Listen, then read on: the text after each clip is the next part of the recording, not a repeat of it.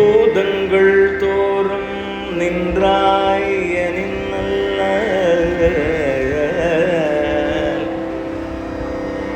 பூதங்கள் தோறும் நின்றாய்,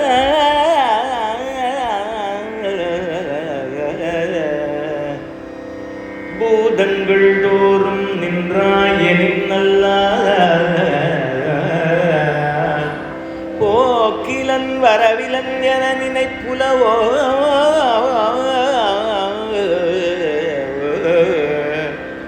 கீதங்கள் பாடுதல் ஆடுதல் அல்லால் கேட்டறியோம் உனை கண்டறிவாரையே. சீதங்குள் வயல் திருப்பெருந்துறை மண்ணா, சிந்தனைக்கும் அறியாய் ஏதங்கள் அறுத்து எம்மை ஆண்டருள் புரியும்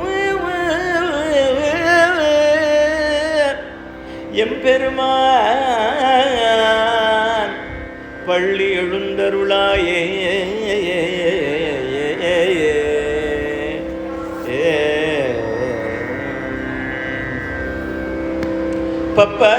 பப்பரவிட்டிருந்து உணரும் நின்னடியார், பப்பரவிட்டிருந்து உணரும் நின்னடியார், பந்தனை வந்தர் தாரவர் பலரும் மைப்புருகள் மானுடத்தியல்பில் வணங்குகின்றார் மனவாளா. செப்புரு கமலங்கள் மலரும் தன் வயல் சூழ் திருப்பெருந்துறை உரை சிவபெருமானே, இப்பிறப்பருத்தமை ஆண்டருள் புரியும் எம்பெருமான் பள்ளி எழுந்தருளாயே.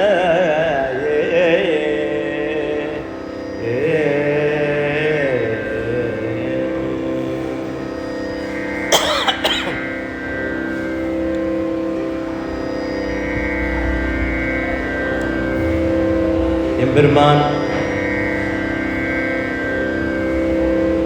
உலகத்தையே இயக்கக்கூடிய பரம்பொருள். அப்பேற்பட்ட பரம்பொருள் தூங்கிறது, நான் பள்ளி எடுப்புறேன் அப்படிங்கிறது சரி இல்லை.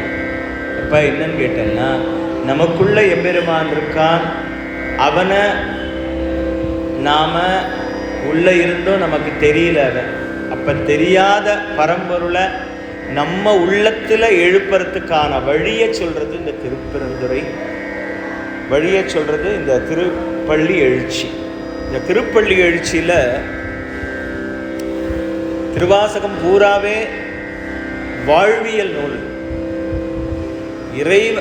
மானுட பிறவி எடுத்ததோட பயனே இறைவனை அடைவதற்காக தான் அந்த மானுட பிறவி அப்படின்னு சொல்றது.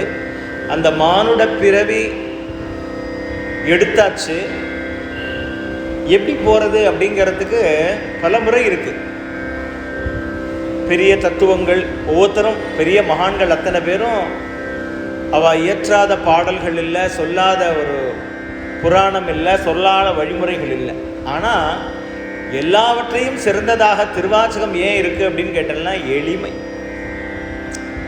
நம்ம வாழ்க்கை எப்படி வாழணும்னு சொல்லி கொடுக்கறது, எதை நோக்கி நம்ம வாழ்க்கை இருக்கணும்னு ரொம்ப எளிமையாக சொல்லி கொடுக்கறது. இது என்ன சொல்லணும்னு கேட்டோம்னா மணிவாசகருடைய அனுபவ மொழியாக இந்த திருவாசகம் இருக்கிறது. அனுபவ மொழின்னு சொல்றான், அவருடைய அனுபவ ரகசியம்னு சொல்லலாம். ரெண்டு விதமா அதை பார்க்கணும். அனுபவ மொழியினால திருவாசகத்தை சொல்லியிருக்கார், அதனாலதான் பரமேஸ்வரன் எழுதுறார். எதுக்குமே எழுதாத, எதுக்குமே இல்லாத ஒரு சிறப்பு இந்த திருவாசகத்துக்கு இருக்கு. அப்படின்னா காரணம் என்னன்னு கேட்டேன்னா அப்பேற்பட்ட ஞானம் புதைந்து இருக்கு இந்த திருவாசகத்துக்குள்ள, அதனால அது ரகசியம். ஏன் அனுபவ மொழின்னா தன்னுடைய அனுபவத்தை நம்மளுடைய தாய்மொழியான தமிழ்ல ரொம்ப ரொம்ப எளிமையா நமக்கு எடுத்து கொடுத்ததுனால அது அனுபவ மொழி. ஸோ அனுபவ மொழியாகவும் இருக்கு, அனுபவ ரகசியமாகவும் இருக்கு. அனுபவ மொழி நமக்கு எல்லாம் தெரியும். ஆனால் நம்ம தெரிஞ்சுக்க வேண்டியது அவர் என்ன ரகசியத்தை சொல்றார். ஏன் ரகசியம் சொல்றோம் அப்படின்னு கேட்டேன்னா,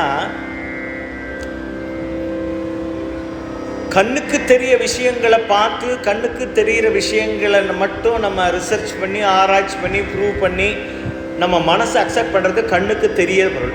கண்ணுக்கு தெரியாத ஒன்று இருக்குது. கண்ணுக்கு தெரிவதெல்லாம் பொருள். கண்ணுக்கு தெரியாத ஒன்று, அதுக்கு பேர் அருள்னு பேர்.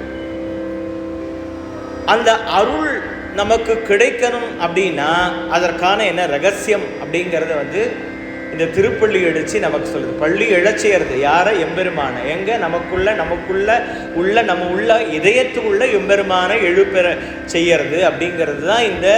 ஏன்னா எல்லா இடத்துலையும் எனக்குன்னு கேட்டல, நம்மைன்னு தான் சொல்கிறாரு. அப்போ அடியார்கள் திருக்கூட்டத்திற்காக எப்போதுமே என்னன்னு கேட்டேன்னா, சிவனடியார்கள் யாரும் தனக்காக ஒரு வேலை செய்கிறதே கிடையாது. எப்போதும் தன்னுடைய அடியார் திருக்கூட்டணம் கடை தேரணும் அப்படிங்கிறதுக்காக தான் ஒரு வேலை செய்கிறான். அப்படி இருக்கும்பொழுது மணிவாசகர் அது விதிவிலக்கே அல்ல. அப்பேற்பட்ட மணிவாசகர் நமக்கெல்லாம். அதனால தான் ஏன்னு கேட்டேன்னா, என்னைக்கு திருவடி தீட்சை கிடச்சிதோ அன்றைக்கே அவர் பரமேஸ்வரன் ஐஷிண்டு அவருடைய பேர்க்கலாம். ஏன் விட்டுட்டு போனார்னா, இத்தனை ஆன்மாக்கள் இந்த உலகத்தில் இருக்குது, இதெல்லாம் கடை தேரணும், அதற்கு ஏதாவது வழி சொல்லணும், அதுவும் எளிமையாக இருக்கணும்.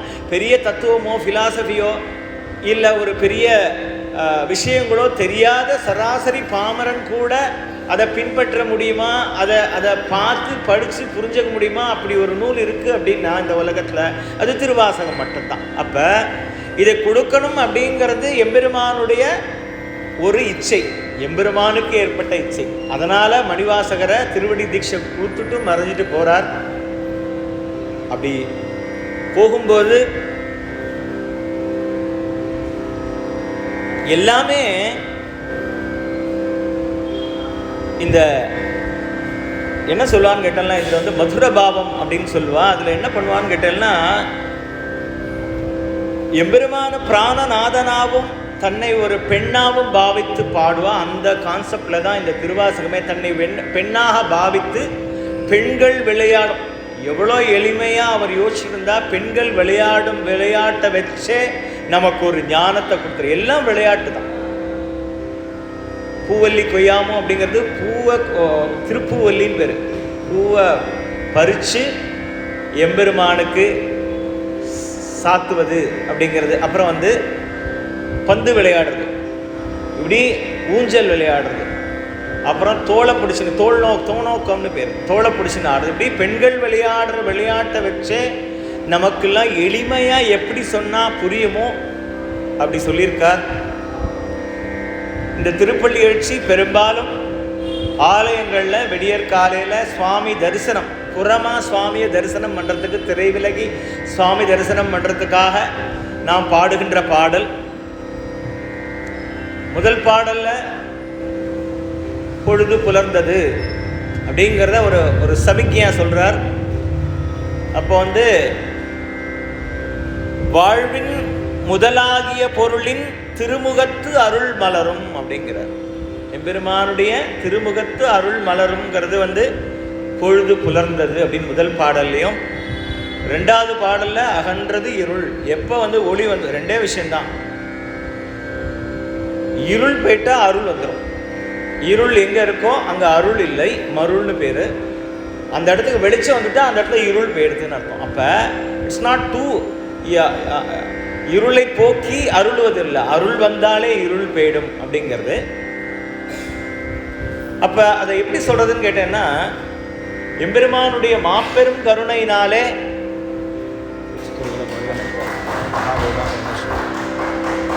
மாபெரும் கருணையினாலே அந்த இருள் நீங்கி அருளா வருது. அது எப்படி ரெண்டாவது பாட்டை சொல்லணும்னா, அருள் நிதியாகிய ஆனந்தமலையே அப்படின்னு ரெண்டாவது பாட்டில் சொல்றி. அந்த ரெண்டாவது பாட்டில் அந்த இறைவனுடைய அருள் எப்படி இருக்குங்கிறது, இருள் அகன்றதுனால அருள் வந்ததுனால இருள் அகன்றது அப்படின்னு ஒரு விஷயத்தை ரெண்டாவது பாடலில் சொல்றார். மூன்றாவது பாடலில் இந்த இருள் அகன்றதுனால எல்லா உயிர்களும் எழுந்தன அப்படின்னு ஒரு விஷயத்த மூணாவது பாடலில் சொல்றார். அப்போ என்னன்னு கேட்டோம்னா, ஆன்மாவுக்கு அந்த அருள் வந்ததுனால ஒரு பக்குவ நிலை வருது. அந்த பக்குவ நிலையை கூறி, பக்குவ நிலை எப்படி வரும்னு கேட்டோம்னா, தன்முனைப்பு நீங்குவதால் வரும். தன்முனைப்பு நீங்கிய வாழ்க்கை தவ வாழ்க்கை அப்படின்னு சொல்றான். நான் எனது என்று ஒரு தன்முனைப்பு, நான் இதை செய்யணும் அது செய்யணும் ஒரு தன்முனைப்பு இல்லாமல் இறைவன் எப்படி கூட்டின்னு போகிறானோ அப்படி நான் போகிறேன் அப்படின்னு இருக்கிறது தான் தன்முனைப்பு இல்லாத. எளிமையாக சொல்லணும்னா அந்த தன்முனைப்பு நீங்கியது எப்படின்னா, ஆன்மா பக்குவ நிலை வெவ்வேறு நிலை. ஆனால் முதல்ல நமக்கு வரைய வேண்டும் நான் எனது என்ற அகம்பாவம் போகிறது தான் முதல்ல போகணும் அப்படின்னு சொல்கிறார். அந்த தன்முனை நீங்கியதுனால இறைவனுடைய திருவடியை காட்ட வேணும்னு சொல்லி என்ன தேவதச்சரிகளல் தாளினை காட்டாய் அப்படின்னு சொல்லி அந்த இறைவனுடைய நீ திருவடி எனக்கு காட்டப்பா, திருவடி தான் முதல்ல படி அப்படிங்கிறதுனால திருவடி எனக்கு காட்டுப்பான்னு ஒரு விண்ணப்பத்தை 3வது பாடலில் வைக்கிறார். அதே போல் 4வது பாடலில் எவ்வளோ அடியார்கள் என்னென்ன செஞ்சுட்டு இருக்காங்கிற வகைப்படுத்தி திருக்கூட்டத்தினுடைய சிறப்பு, அடியாருடைய இலக்கணம், திருவடியை வேண்டி நிற்கும் அடியார்களுடைய இயல்பு, அடியாருடைய சிறப்பு எல்லாத்தையும் சொல்லி எனக்கு எந்த தகுதியும் இல்லைப்பா, அப்படி இல்லாத இவாளெல்லாம் இவ்வளோ பேர் நிற்கிறா, என்ன நீ திருப்பெருந்துறையில் எனக்கா காத்துந்தேப்பா என்னையும் ஆண்டு கொண்டு அப்படின்னு சொல்லி இந்த 4வது பாடலில் பாடுறார். 5வது பாடலில் பெரிய ஞானியர்கள் இந்த நிலையை அடைந்தவர்களுக்கெல்லாம் அகக்காட்சியாக காட்டினோன்னா அவளுக்கு அகத்தில் தெரியுது, அவள் பாடுறான் ஆடுறா, ஆனால் எனக்கு ஒன்றும் தெரியலையப்பா, பாடினர் ஆடினர் 2 தான் தெரியுது, வேற எதுவும் தெரியலையாப்பா. கேட்டறியோம் உனை கண்டறிவாரை, கீதங்கள் பாடுதல் அல்லால் கேட்டறியோம் உனை கண்டறிவாரை, வேற ஒன்றும் எனக்கு தெரியலையேப்பா. ஞானம் வந்தவாள்லாம் அருளால் பாடுறான் ஆடுறான் அதுதான் தெரியுது, உன்னை தெரிஞ்சுக்க முடியாது, உன்னை பார்த்த மாதிரி யாரும் சொல்றியே அப்படின்னு சொல்லி 4வது பாட்டில் முடிக்கிறார். 5வது பாட்டில் இதை முடிக்கிறார். அடுத்ததாக 6வது பாடலுக்கு போகிறோம். 6வது பாடலில் முதல் வரியா சொல்றார், பந்தனை வீட்டிருந்து பப்பர வீட்டிருந்து உணரும் நின் அடியார். பப்பர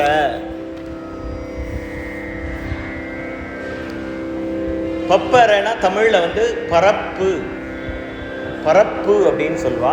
பரப்புனா என்னன்னு கேட்டேன்னா விரிதல், பரப்பு பரப்பளவுன்னு சொல்றேன், விரிதல் அப்படின்னு அர்த்தம். எதோட விரிதல் அப்படின்னு கேட்டீங்கன்னா மனதோட விரிதல். பரப்பு அற, மனம் விரிஞ்சுட்டே போச்சுன்னா இதை செய்யலாமா அதை செய்யலாமா அதை செய்யலாமான்னு சொல்லி பரப்போட எல்லை தாண்டி அது பரபரப்பாயிடும். மனசு என்ன ஆகும்னு கேட்டேன்னா பரபரப்பாயிடும். பரபரப்பு அற அப்படிங்கிறார். பப்பர அப்படின்னா பரப்பு அற, பரபரப்பு அற. அப்ப எது முதல்ல நமக்கு போகணும்? இந்த ஒரு வரி போறோம் ஆன்மீகத்தை விளக்க. பப்பர வீட்டிருந்து உணரும் நின் அடியார் அப்படிங்கிறது இந்த ஒரு வரியை கொண்டு ஆன்மீகத்தில் அவர் என்ன சொல்றாருங்கிறது நம்ம கிளியரா சொல்லிடலாம். பரப்பு அற, பரபரப்பு அற அப்படின்னா மனம் அமைதி இல்லாம தத்தளிக்கிறது, பரபரப்பா இருக்கு. எதனால பரபரப்பா இருக்குன்னு கேட்டீங்கன்னா ஆசையின் கூறால பரபரப்பா இருக்கு. துன்பத்திற்கு ஆசையே காரணம். பரபரப்பு இருக்கும்போது என்ன ஆகும்னு கேட்டிங்கன்னா எமோஷனில் இன்டெலிஜென்ஸ் ஃபெயிலியர் ஆகிடும். அப்போ அந்த அறிவு வேலை செய்யாது. அப்போ என்ன ஆகும்னு கேட்டால் பரபரப்பு இருக்கிறவங்க எப்பொழுதும் ஆழ்ந்து சிந்திக்கவே முடியாது. எப்படின்னு கேட்டீங்கன்னா ஒரு தெளிவான நீரோடையில் கீழே இருக்கிற பொருள் என்னன்னு பார்க்கலாம். ஒரு கலங்கிய குட்டையில் எதாவது பார்க்க முடியுமா? கண்ணங்கரேன்னு இருக்கும். ஸோ அந்த மனதோட நிலை என்னன்னு கேட்டோம்னா கலங்கிய குட்டை மாதிரி கருப்பாக இருக்கும், உள்ள இருக்கிறதெல்லாம் தெரியாது. அப்பேற்பட்ட மனநிலையில் தான் நாமெல்லாம் இப்போ இருக்கோம். அது எதனால அப்படின்னு கேட்டோம்னா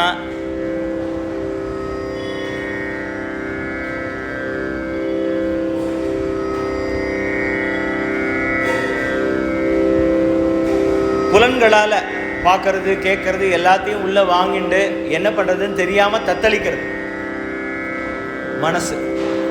இதுக்கு என்ன காரணம்னு கேட்டோம்னா கண்ணு காது முக்கியமான கருவி. இது ரெண்டும் இன்புட் டிவைஸ். நமக்கு இன்புட் எதை கொடுக்கணும்னு இருக்கு. பார்க்குறதெல்லாம் உள்ளே எடுத்ததுன்னா என்ன ஆகும்னு கேட்டிங்கன்னா கரப்ட் ஆகிடும் மைண்டு. அப்போ எதை உள்ளே போடணும், எதை வெளியே நிறுத்தணும் அப்படிங்கிறது இந்த மனதுக்கு தெரியணும். அப்படி இல்லைன்னா பரபரப்பு வந்துடும்.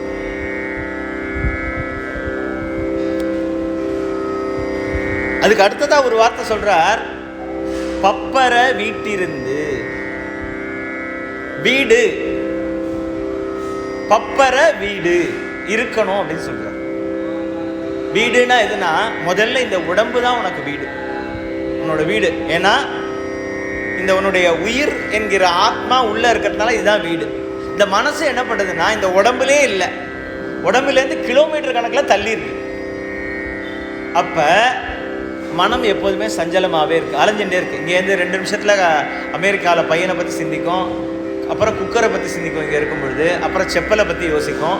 இப்படி என்னன்னு கேட்டாலும் 2 நிமிஷத்துக்கு ஒரு தரம் அது வந்து ஒரு சஞ்சலத்திலே இருந்திருக்கும். ஏன்னு கேட்டேன்னா செஞ்ச வேலையை நீங்கள் நிதானத்தில் செஞ்சிங்கன்னா என்ன செஞ்சோன்னு தெரியும். பரபரப்பில் வந்து அவசர அவசரமாக ஒரு வேலை செய்யும்பொழுது நம்ம செய்கிற செயல்பாடு வந்து நினைவிலேயே இருக்காது. அப்போ எல்லாத்து மேலேயும் நமக்கு ஒரு டவுட், சந்தேகம் வரும். ஏன் சந்தேகம் வருதுன்னு கேட்டிங்கன்னா நிதானம் இல்லாதனால. முதல்ல தேவை நிதானம். நிதானம்ங்கிறது நீ ஒன்றா தானம் கொடுக்கணும். அப்படின்னா யார்கிட்டனா எம்பெருமான்ட்ட. எப்படி அப்படின்னு கேட்டேன்னா, நான் செய்கிறேன் இது எனக்கு என்னோடது நான் செய்கிறேன் அப்படின்னு இல்லாமல் எல்லாம் இறைவன் செயல், அவனது இச்சை என்னவோ அதுபடி நான் நடக்கிறேன் அப்படிங்கும்போது நமக்கு பொறுமை கொஞ்சம் கொஞ்சமாக வரும். அப்போ பொறுமை வர வர நம்மளோட வீட்டுக்குள்ளே நம்ம இருப்போம். அப்படின்னா நமக்குள்ளே நம்ம இருப்போம். மனசை புறத்தை விரிவடைய செய்யாம பரப்பு அற பப்பு அற பரப்பு அற. பரப்புனா விரிதல். ரொம்ப விரிஞ்சா என்ன ஆயிடுச்சுன்னா பரபரப்பாயிடுது. ஸோ அந்த பரபரப்பு அற நீங்கிய உடனே எப்போ நீங்குதோ அப்போ வீட்டிருந்து, வீடுங்கிறது உனக்குள்ளே இருந்து, அப்போ புலன்கள் புறமா நோக்கி இருக்கிறத டோட்டலாக அந்த கிளச்சுன்னு சொல்லுவான். ஒரு பொருள் மேலேயோ ஒரு செயல் மேலேயோ ஏதோ ஒரு மேலே ஒரு ஒரு நமக்கு ஒரு ஆசை இருக்கு. இந்த ஆசையினால் அந்த பிடிமானம் இருக்கு. அதனால அந்த பிடியை விட முடியாது. அந்த பிடியை டோட்டலாக விட்டு இந்த புலன்கள் வந்து உள்நோக்கி திரும்பணும். எப்போ உள்நோக்கி திரும்புமோ அப்ப இந்த உள்நோக்கி போற மனசுக்கு பேர் வந்து, அந்த கான்செப்டுக்கு பேர் வந்து தவ நெறின்னு பேர். தவம்ங்கிறது எப்ப சித்திக்கும்? இந்த சைவத்துல தவம்ங்கிறத என்ன சொல்றான்னா சிவமாம் தன்மை அப்படிங்கிற. சிவமாம் தன்மைக்கு பேரு தவம். இந்த தவநெறி எப்ப சித்திக்கும்னா முதல்ல பப்பர பரப்பு அற பரபரப்பு அற நிதானம் வந்து புறமுகமா இருக்கிற புறமா இருக்கிற மனதை டோட்டலி உள்நோக்கி திருப்பணும், உள்முகமா பார்க்கணும். அப்ப உள்முகமாக செயல்படும் மனது அமைதியா இருக்கு. உள்முகமாக செயல்படும் மனது வந்து ரொம்ப அமைதியா சாந்தமா இருக்கு. ஸோ புலன்கள் கொஞ்சம் கிட்ட புலன்கள் இப்ப விரிவடையதை விட்டுட்டு புலன்கள் வந்து குவியணும். எப்ப குவியும் அப்படின்னு கேட்டேன்னா புறக்காட்சிகள் எல்லாம் வந்து டிலீட் பண்ணணும். ரிஜிஸ்ட்ரேஷன் இருக்கு நமக்கு. இது ஒரு கம்ப்யூட்டர் மாதிரி வேலை செய்யுது. எப்படி இதை நம்ம கண்ட்ரோல் பண்றது அப்படின்னு கேட்டேன்னா, இன்புட் டிவைஸில் நம்ம இன்புட் ஏறி ஸ்டோர் ஆகிட்டே இருக்கும். ஃபார் எக்ஸாம்பிள், கார்த்தால ஒரு கடை வாசல் வழியாக போடுறோம், அங்கே நல்ல வடை போடுற கடை, வடை பஜ்ஜி போடுற கடை அப்படின்னா அந்த வாசனை இருக்கு இல்லையா, அந்த வாசனை வந்து நம்ம இழுத்த உடனே போய் சாப்பிட்றோம். இந்த சாப்பிட்ட உடனே இந்த சாப்பிட்ட ருச்சி மைண்டில் ரிஜிஸ்டர் பண்ணிக்கிறது. இது வந்து இன்புட். போகும்போது அந்த வாசனை வருது, வடை அப்படின்னு அந்த முன்னாடி இருக்கிற ரிஜிஸ்ட்ரேஷனில் அந்த வடை, அதனால் நாக்கு ஊறுறது, அது இமீடியட்டாக அதனுடைய ரியாக்ஷன் வருது. உடனே நம்ம என்ன செய்யறோம்னா வண்டி அந்த இடத்துல நிறுத்தி வடை கடையில் போய் வடையை வாங்கி சாப்பிட்றோம். சாப்பிட்டோன்னே அந்த ருச்சி நன்னா இருக்குப்பா, வாழ்க்கையிலே இன்றைக்கி ஒரு சிறப்பான வடையை நான் சாப்பிட்ருக்கேன் அப்படின்னு சொல்லி மைண்டில் ரிஜிஸ்டர் ஆகிடுது. நல்ல வடையை நான் சாப்பிட்டுட்டேன், ரிஜிஸ்டர். ஸோ என்ன ஆகும்னு கேட்டேன்னா அந்த ரிஜிஸ்ட்ரேஷன் வந்து ரிஜிஸ்டர் ஆகிடும். தேவையில்லாதன்னு கேட்காது, ரிஜிஸ்டர் ஆகிடும். ஏன்னா நம்ம ருச்சிக்கு அடிமைப்பட்டிருக்கோம். அதனால் என்ன ஆகுதுன்னா அந்த வடை நமக்கு வந்து ஆசை தூண்டுதலோட அந்த வடை ஈர்க்கப்பட்டு சாப்பிட்றோம். சாப்பிட்டு ரொம்ப ருச்சின்னு அப்பா பிரமாதமான வடை அப்படிங்கிற ரிஜிஸ்டர் ஆகிடுச்சுன்னா அடுத்த முறை வண்டியில் போகும்போது அந்த வாசனை ரெண்டு அரை கிலோமீட்டர் தள்ளி போனவங்க கூட அந்த மனசு சொல்லும், அன்றைக்கி சாப்பிட்டோம் வடை ரொம்ப நல்லா இருந்தது, திருப்பி அந்த கடையில் போய் சாப்பிடணும் அப்படிங்கிற எண்ணத்துடன் திரும்பி யூட்டர்ன் போட்டு திரும்பி வரும். திரும்பி வந்து அந்த கடையில் திரும்பி சாப்பிடும். ஆனால் என்ன செய்யணும்னா அந்த உடம்பு அதனால் பாதிக்கப்படுறது, அது தெரியாது. இந்த வேலையை செய்யறதெல்லாம் யாருன்னு கேட்டால்னா திரோதான சக்திங்கிற அம்பாள் தான். இந்த ஆசையை உண்டு பண்ணுறா, அதை செய்ய சொல்கிறா. அப்புறம் என்னன்னு கேட்டால்னா அதனால் நமக்கு ஒரு ரொம்ப ஷார்ட்டாக சொல்லாது, பெரியவாக சொல்ல முடியாது. அதனால் நமக்கு ஒரு அனுபவம் ஏற்படுறது. என்னன்னு கேட்டேன்னா வடை சின்ன வயிறு உபிசம் ஆயிடுறது, என உடம்புக்கு கெடுதல் அப்படின்னு அறிவு வேலை செஞ்சு அந்த அறிவை எடுத்துக்குது. ஆனாலும் என்னன்னு கேட்டோம்னா ஆசையின் கூறு, நான் இன்னைக்கு கொஞ்சம் ஒரே ஒரு வடை எடுத்துக்கிறேனே, நிறையா வடை எடுத்துக்கலையே அப்படிங்கிற மாதிரி என்ன சொல்லுதுன்னா திருப்பி அங்கே போகிறது. உடம்பு கெட்டு போனோடனே அது அனுபவமாகி இனிமேல் உடம்பு ருசி வந்தாலும் நான் அந்த வடைக்கு அடிமையாக மாட்டேன்னு என்னைக்கு அந்த மனசு வச்சு அந்த ரிஜிஸ்ட்ரேஷன் எல்லாத்தையும் தூக்கி போடுதோ அப்போதான் என்னன்னு கேட்டேன்னா இந்த ஆசை வந்து முழுவதுமாக விலக்கப்படுகிறது. ஏன்னு கேட்டாலும் ஆசை துன்பம்னு வாயால் சொன்னாலும் அது அனுபவிக்கான அந்த துன்பம் வந்தால வழியை விட்டொழிக்காது. அதில் இன்னொரு கேட்டகரி இருக்குது. துன்பம் வந்தாலும் திருப்பி அந்த துன்பம் வந்து சரியாக போனோன்னா திருப்பி அங்கே போகிறது இருக்கு. அப்படி போனால் என்னன்னு கேட்டேன்னா அறிவு அங்கே வேலை செய்யலன்னு இருக்கும். அப்போ பப்பரை அப்படிங்கிறது இந்த இன்புட் டிவைஸ் அவுட்புட் டிவைஸில் வந்து தேவையில்லாத ஸ்டோரேஜ் பண்ணாமல் நம்ம இருந்தாலே நமக்கு முதல்ல நிதானம் கிடைக்கும். நிறைய இன்ஃபர்மேஷன் வந்து தேவையில்லாத விஷயங்களை பேசி தேவையில்லாதவங்களை எதை உள்ளே போடுறது இன்புட் டிவைஸில் அப்படிங்கிறது முக்கியமான விஷயம். அதை வரிசையாக சொல்கிறார் ஒன்று ஒன்றா. எப்போ மனசு விரிவடைகிறத விட்டு குவிதல் அடைகிறதோ அது அப்போ வீட்டை அடைகிறது அப்படிங்கிறது முதல் பாடலில் வர விஷயம். பப்பர வீட்டிருந்து உணரும் நின் அடியார். எப்படி சொன்னேன்ல, உணர்ந்துட்டால. பப்பர வீட்டிருந்து உணரும் அடியார்ங்கிறது என்னன்னு கேட்டோம்னா இந்த பரபரப்பு அற்று போய் மனசு குவிந்த நிலையில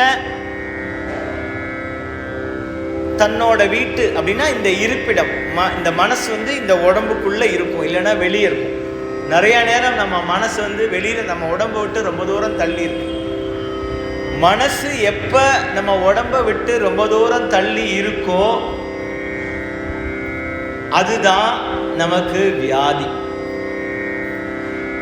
இந்த மனசு உள்ளுக்குள்ள இருந்து, அதுக்கு தான் என்ன சொல்றான்னா யோகத்துல இருந்து காலை வந்து உன் மனசால பாரு, முட்டியை உன் மனசால பாரு அப்படின்னு இந்த யோகத்துல சொல்லுவாங்க. என்ன காரணம்னு கேட்டிங்கன்னா நம்ம மனசு வந்து நம்ம உடம்பை விட்டு ரொம்ப தூரம் இருக்கு.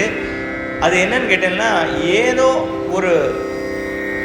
ஒரு வீடியோ ரிஜிஸ்ட்ரேஷன் எங்கேயோ போயிருப்போம், எங்கேயோ பார்த்துருப்போம், யாரை பற்றி நினைப்பியோ இருக்கும். அந்த ரிஜிஸ்ட்ரேஷன் வந்து திருப்பி அந்த நம்மளுடைய ஸ்க்ரீனில் உள்முகமாக வந்து போயிட்டே இருக்கும்.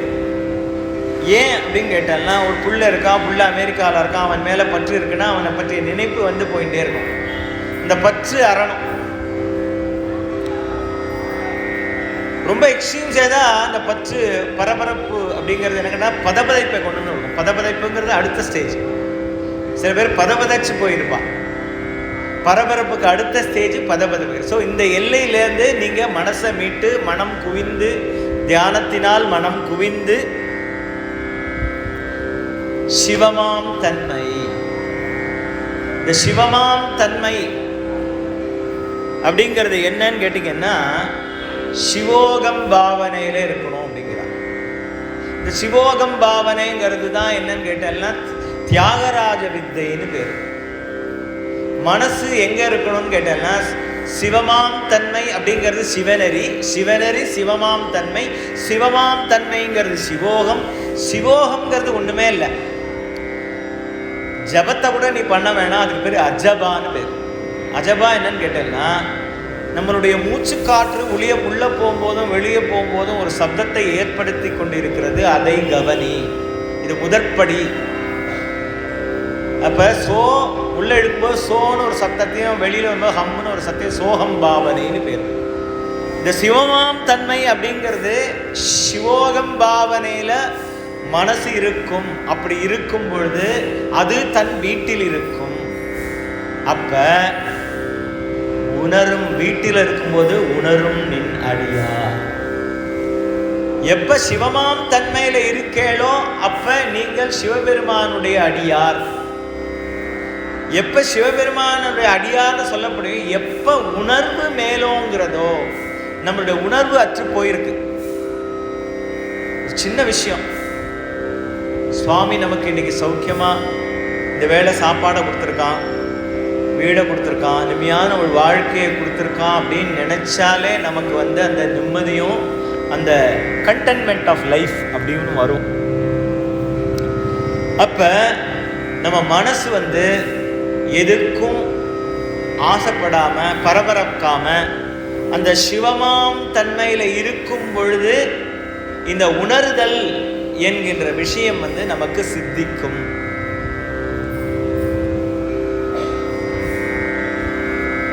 இந்த பரபரப்பு யாருக்கு இருக்கோ அவங்க இந்த சிவமாம் தன்மையினான சிவநெறியிலான தவத்திற்கு மாறாக சென்று விடுவார்கள். அப்படின்னா என்னன்னு கேட்டேன்னா நம்ம உலகியல் வாழ்க்கையில மூழ்கி மெட்டீரியலிஸ்டிக்கா ஆயிடும். ஏன்னா ஆசையின் கூறா மெட்டீரியலிஸ்டிக்கா ஆயிடும் அப்படிங்கிறத சொல்றது. இந்த வீடுங்கிறது மோட்சம் இல்ல முக்தி அப்படிங்கிறத குறிக்கிறது. வீட்டிலிருந்து அப்படிங்கிறதுனா இந்த உடம்ப வச்சுட்டு தான் நமக்கு முக்தி அப்படிங்கிறதுனால இது வீடு, இது மெய். இது பொய்யா இருந்தாலும் இந்த மெய் அப்படின்னு சொல்லுவாங்க. ஏன்னு கேட்டேன்னா இதுதான் வீடு, இந்த உயிருக்கு வீடு இதுதான். அப்ப உணரும் நின் அடியார் அப்படிங்கிறது என்னன்னு கேட்டாலும் நான் முன்னாடி சொன்ன மாதிரி இந்த வடை சாப்பிட்றதுலேருந்து ஒரு அனுபவமா வாழ்க்கையில நமக்கு ஏற்பட்ட ஆசையினால விளைந்த ஒரு துன்பமும் நமக்கு என்ன கொடுக்கும்னு கேட்டெல்லாம் கொஞ்சம் கொஞ்சமா அனுபவ ஞானத்தை கொடுக்கும். என்னதான் வாழ்க்கையில நான் ஆசைப்படாதீர்கள் அது துன்பத்திற்கு காரணம்னு எல்லாரும் ஸ்டேட்மெண்ட் கொடுத்தாலும் அவாவா அனுபவிச்சு அதனால ஏற்படுற அனுபவத்தினால அந்த ஞானம் கைகூடும். அப்படி இந்த ஞானம் கைகூடுவதனால இறைவனாகிய இந்த ஆத்மாவை உணர்வார்கள். அந்த ஆத்மாவை உணர்வதனாலேயே இது என்னன்னு கேட்டாலும் இந்த கிளட்ச் விட்டு போகும். உலகத்தில் இருக்கிற பந்தம் பாசம் பற்று இது மேல உள்ள கிளட்ச் விட்டுடுக்குன்னா நமக்கு பிறவி பந்தத்திலிருந்து விடுபட்டுடுவோம். இது பரபரப்பு இல்லாம இருக்கணுங்கிறத திருப்புகழ்ல அருணகிரியார் தன்னுடைய 405வது பாடல்ல சொல்றார்.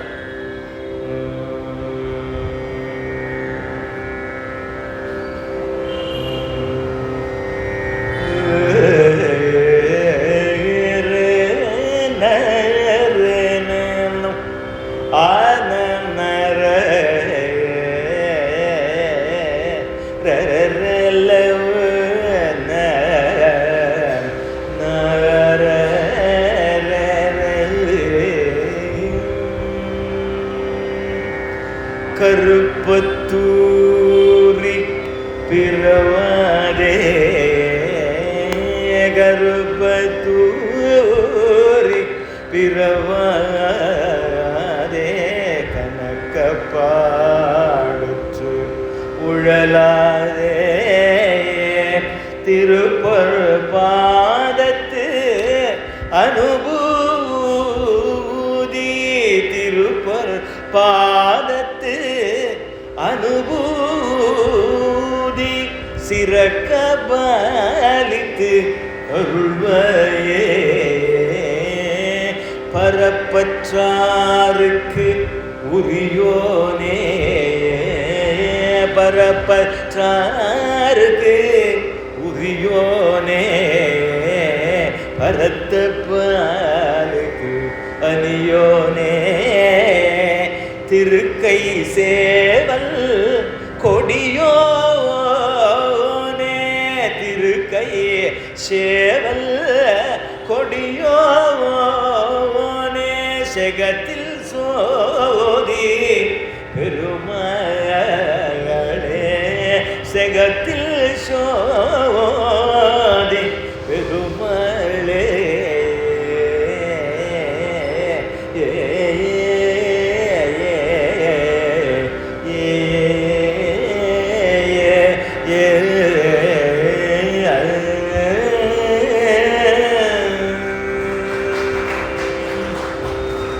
சொல்றார் பரப்பற்றார்க்கு பரப்பு அற்றார்க்கு உரியோனே அப்படிங்கிறத இந்த அருணகிரிநாத சுவாமிகளும் தன்னுடைய திருவாக்கினால பரபரப்பு இல்லாம இருக்கணும், அவளுக்கு உரியவன் தான் பரமேஸ்வரன் அப்படின்னு டைரக்டாவே சொல்றார் நமக்கெல்லாம்.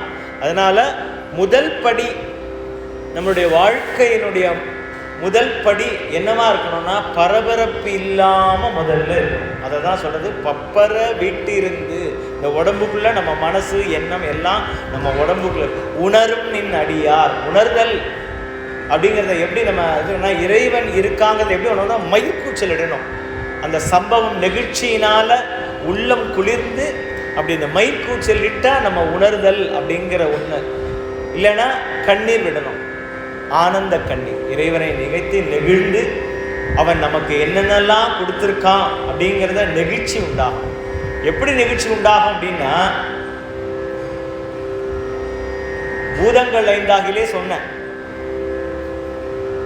மூச்சு காற்று நம்ம ஆக்சிஜன் எடுத்துட்டு ஹைட்ரஜனை வித்துட்டோ இருக்கோம். இந்த மரங்கள்லாம் என்ன பண்ணுறதுன்னா இந்த ஹைட்ரஜனை வாங்கிட்டு நமக்கு ஆக்சிஜன் கொடுக்கறது. அப்போ எம்பெருமான் இயற்கையாக இருந்து நமக்கு என்ன பண்ணுறான்?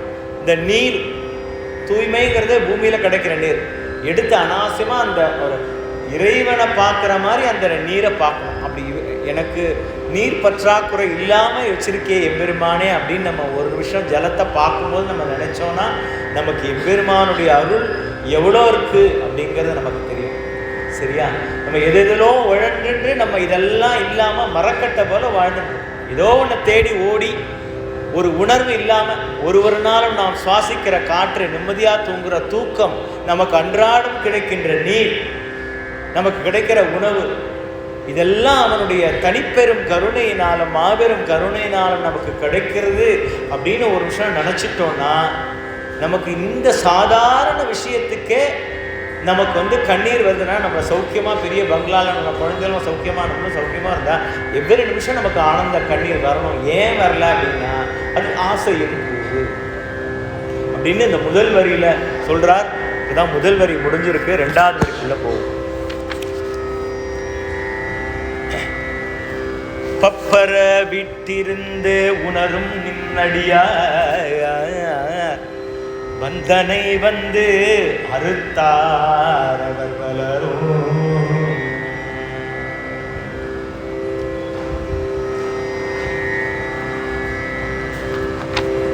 மைப்புருகன் நியர் மானுடத்தியல்பில் வணங்குகின்றார் அணங்கின் மணவாளா. பந்தனை வந்து அறுத்தார் அவர் பலரும்.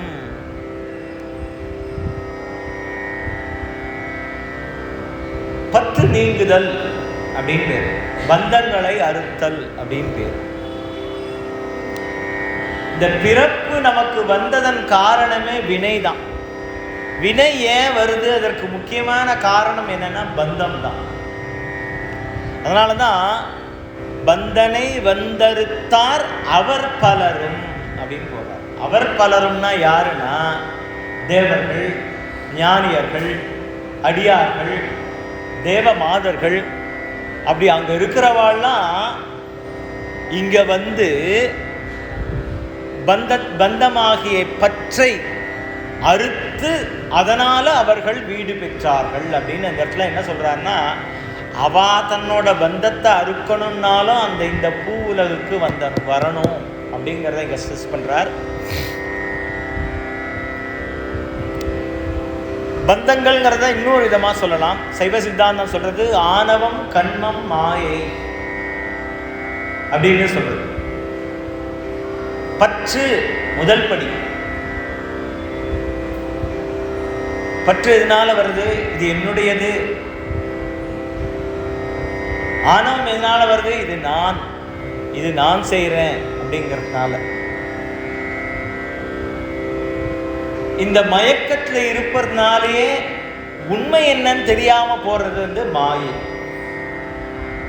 எப்படின்னா, முன்னாடி சொன்ன எக்ஸாம்பிள் மாதிரி, வடை தின்னா நமக்கு வயிறு உபிசம் வயிறும், வயசாச்சு ஜரிமானம் ஆகாது அப்படிங்கிற ஞானம் இருந்தும் அதை மீறி போய் சாப்பிடுகிறோம் இல்லையா? அதுதான் இந்த இடத்துல என்னன்னு கேட்டேன்னா மாயை. உண்மை தெரிஞ்சும் நமக்கு கெடுதல் தெரிஞ்சும் அதை செய்கிறோம் பாருங்க, அதுதான் மாயை.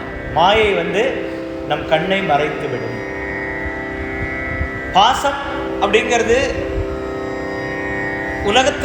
உலகத்து பொருட்கள் மேல ஏற்படுகின்ற பற்று. இந்த பூமிக்கு பேர் வந்து கர்ம பூமின்னு பேர். அதனாலதான் அவர் பலரும் அப்படின்னு சொல்லியிருக்கா. இந்த தேவர்கள், ஞானியர், அடியவர்கள் எல்லாருமே இங்க வந்து பிறந்து இறைவனை வழிபட்டு அப்புறம் முக்தி பெற்றார்கள்ங்கிறதுக்கு நம்ம ஊர்ல வந்து ஏகப்பட்ட கோயில்கள் இருக்கு. பிரம்மா வழிபட்டார், விஷ்ணு வழிபட்டார், கிருஷ்ணர் வழிபட்டார், இந்திரன் வழிபட்டார். இப்படி யாரெல்லாம் பெரிய போஸ்டிங்ல இருக்காலோ இறைவனுடைய சன்னிதானத்தில் தேவர்கள், அவள்லாம் வந்து இங்க வந்து தன்னுடைய கர்மாவை கழிச்சு வினை நீக்கி,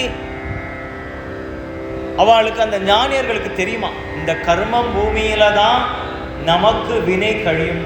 ஆனா அந்த ஞானம் தெரிஞ்ச அவா இங்க வந்து தன்னுடைய கர்மத்தை நீக்கிறா. நம்ம இந்த மனித பிறவி, உயர்ந்த மனித பிறவி கொடுத்த நாம ஏதோ ஒன்றை தேடிண்டு நம்ம இந்த பற்று, இந்த பந்தனையை அறுக்கிறதுக்கான வழி தெரியாம இந்த மாயையில சிக்கின்று உழந்துன்னு இருக்கோம். இந்த பந்தம் என்பதை வந்து இன்னொரு விதமா சொல்லலாம். பதவி, புகழ், இந்த உடல் மேல உள்ள பற்று கூட பந்தம் தான். முன்னாடியே சொல்லியிருக்கேன், ஓம்காரம் அப்படிங்கிறது ஊம, நடுவில் இருக்கிறது ஊ, ரெண்டு ஊ மறைக்கிறது, ரெண்டு ஊ தெளிவுபடுத்துறது அப்படின்னு சொல்லியிருக்கேன். ஆன்றது எம்பெருமானாகிய பரமேஸ்வரன், மே என்பது மனமாகிய மனம், நடுவில் இருக்கிறது ஊ. அதுக்கு நம்பரும் ரெண்டு தான், ரெண்டு விஷயம்தான். ரெண்டு விஷயத்தை மறக்கணும். எந்த ரெண்டு விஷயத்தைன்னா, இந்த உடம்பையும் இந்த உலகத்தையும், ரெண்டு ஊவை மறக்கணும். உலகத்தையும் உடம்பையும் மறக்கணும். உணர்வையும் உள்ளத்தையும் நமக்கு குளிர செய்யணும். உணர்வு ஓங்கணும், உள்ளம் குளிரணும், அன்பான உள்ளம் குளிரும். இந்த உடம்பும் உடலும் நீங்கி உணர்வும் உள்ளமும் குளிரணும் அப்படிங்கிறத சொல்றது இந்த ஓம்கார தத்துவம். இந்த ஓம்கார தத்துவனுடைய பொருளே இந்த முருகப்பெருமான் தான். இந்த முருகப்பெருமான் அழகுன்றது எதனால கேட்டேன்னா, இந்த உள்ளமும் உணர்வும் ஓங்கிய நிலையில் இருக்க ஆத்மாவே முருகன் ஆகிய அழகுதான். எதனால அழகுன்னு கேட்டீங்கன்னா, உள்ளம் அழகா இருந்தா அதுதான் அழகு, புற அழகு, அக அழகு. அதை காட்டுறது எம்பெருமான் முருகப்பெருமான். பந்தனை வந்தறுத்தார் அவர் பலரும், மைப்புரு கன்னியர் மானுடத்தியல்பின். மைப்புரு கன்னியர் மானுடத்தியல்பின். மை அப்படின்னா கருமையான மை. மைப்புருனா மை அணிந்தன்னு அர்த்தம். மைப்புரு கன்னியர்னா மையை அணிந்த பெண்டிர் அப்படின்னு ஒரு அர்த்தம். இன்னொன்று சொல்லலாம், கருமையான கண்களை உடைய பெண்கள் அப்படின்னு சொல்லலாம். இந்த மைப்புரு கன்னியர் மானுடத்தியல்பின். அப்ப என்ன செய்யணும்னா, அவர் பலரும். அவர் பலரும்னா பலர் யார் அப்படின்னு கேட்டா, மைப்புரு கண்ணியர். ஏன் மைப்புரு கண்ணியர் அப்படின்னு சொன்னான்னா, எல்லா ஆத்மாவும் இறைவனை அடையிறதுக்கு சகசகி பாவம். அதில் தான் அந்த உயர்ந்த ஞானம் தன்னை ஒரு ஈசனை ஒரு பிராணநாதனாகவும் தன்னை ஒரு பெண்ணாகவும் பாவித்து இறைவனோடு சேர்கின்ற பேரின்ப நிலையைத்தான் ஞானம் அப்படின்னு சொல்றா. அதை பேர் மதுர பாவம்னு சொல்லுவா. இந்த மதுர பாவம் அப்படிங்கிற நிலைப்பாடு ஒரு மனிதனுக்கு ஏற்பட்டுறதுங்கிறது உயர்ந்த நிலை. அந்த நிலையில இருந்து கொண்டுதான் மணிவாசகர் அந்த உணர்வோட தன் பிராணநாதனாக இறைவனை இங்கே திருவாசகம் மூடா வச்சு பேசியிருக்கார், பாடியிருக்கார். இன்னொரு விதமா பார்த்தா மானுடத்து இயல்பு அப்படிங்கிறது என்னன்னு கேட்டேன்னா, மனுஷனா பிறந்தா ஒரு பெண்ணையோ ஒரு ஆணையோ மணந்து இல்லறத்தில் இருப்பது தான் மானுடத்து இயல்பு. அப்படின்னா என்ன சொல்றாரு அப்படின்னு கேட்டீங்கன்னா, இங்க துறவரத்துக்கு வேலையே இல்லை. ஏன் துறவரத்துக்கு வேலையே இல்லைன்னா, மைப்புரு கண்ணியர் மானுடத்து இயல்பின் வணங்குகின்றார் அனங்கின் மணவாளா. ஏயா நீயே சக்தியோட மணவாளனா இருக்கியா அப்படின்னு சொல்றான். அப்ப என்ன சொல்றான்னு கேட்டேன்னா, இந்த குடும்பத்துல இருக்கிற குடும்ப வாழ்க்கை தான் முக்திக்கான வழி அப்படின்னு சொல்றது இந்த திருவாசகம். துறவரம் என்பது மானுட இயல்பல்ல.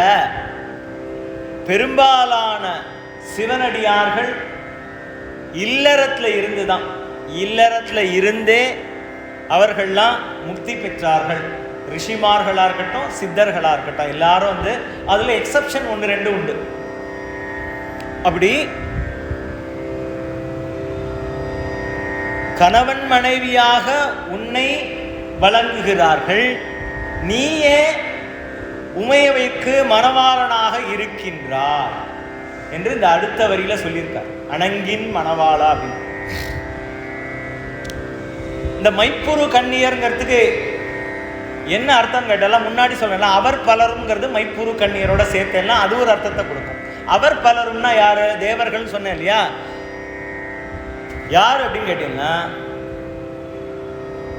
தேவ கண்ணியர்கள், தேவர்கள், விண்ணுலக சக்திகள் எல்லாரும் இந்த மானுட பிறப்பு எடுத்து வினை நீக்குகின்றார்கள். ஏன் அதை மைப்புரு கண்ணியர்னு சொன்னான்னா, இந்த ஆன்மீகம் போன தடவை சொன்னேன், ஆன்மீகம் எப்படி வெளிப்படும்னு கேட்டெல்லாம் கண்ணுல தான் வெளிப்படும். கண்ணின் ஒளி தான் ஆன்மீகத்தினுடைய வெளிப்பாடு. இந்த ஆன்மீகத்துல முதிர்ச்சி எது விளக்கும்னு கேட்டால இந்த கண்ணு தான். அதனாலதான் முக்கண்ணன்னு பேரு பரமேஸ்வரன். 3 கண் இருக்கு நமக்கு. யோகத்துல இடைக்கலை, அதை கலையா பார்ப்பாங்க. இடகலை பிங்கலைன்னு பேரு.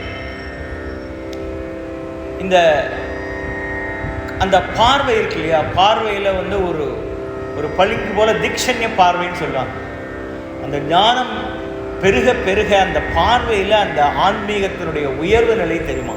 அதனாலதான் அந்த மைப்புரு கண்ணியர் அப்படிங்கிற கண்ணை உருவகப்படுத்தி ஆன்மீகத்தை விளக்க, கண்ணை உருவகப்படுத்தி தான் ஆன்மீகத்தை விளக்க முடியுங்கிறதுனால இங்க மைப்புரு கண்ணியர். ஏன் கண்ணியர்னு போட்டா அப்படின்னு கேட்டேன்னா, எல்லா ஆத்மாவும் ஈசனை தன்னுடைய நாதனாகவும் தலைவனாகவும் தன்னை ஒரு தலைவியாகவும் பாவிப்பதால் மைப்புரு கண்ணியர்.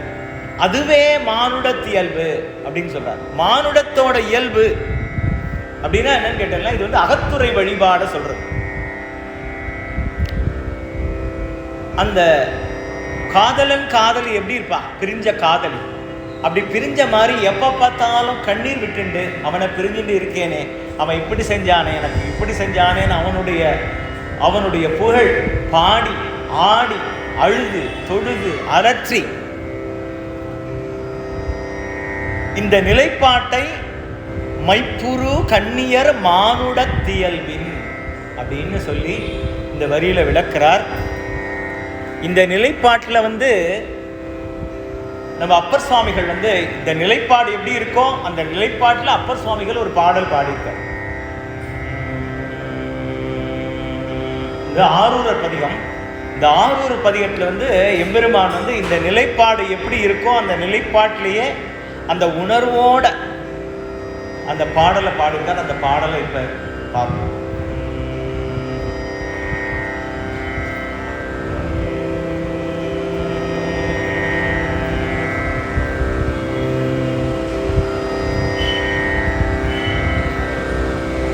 மண் குறிஞ்சி, ராகம் ஹரிகாம்பு.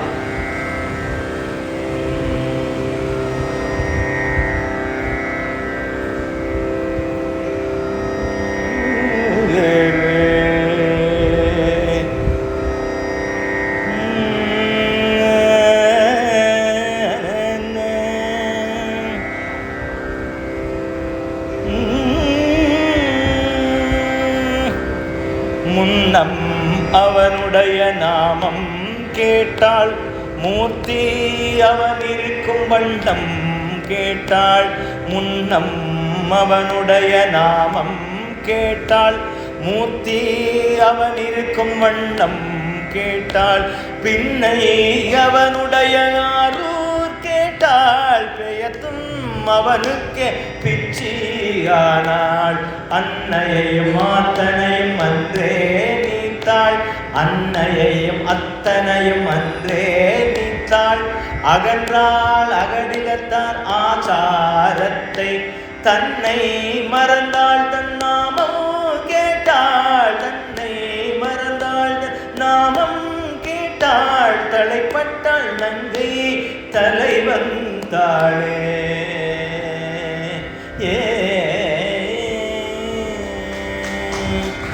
இப்படி ஒரு நிலைப்பாடு நமக்கெல்லாம் ஏற்படணும். இப்படி ஒரு நிலைப்பாடு நமக்கெல்லாம் ஏற்படணும்னா நாம என்ன செய்யணுங்கிறதையும் அழகா அப்பர் சுவாமிகள் சொல்றார். அதே இந்த குறிஞ்சி அப்படிங்கிற திருத்தாண்டக பாடல்ல சொல்றார். நிலை பெருமாறு என்னுதியே நெஞ்சே நீவா நெஞ்சே நீவா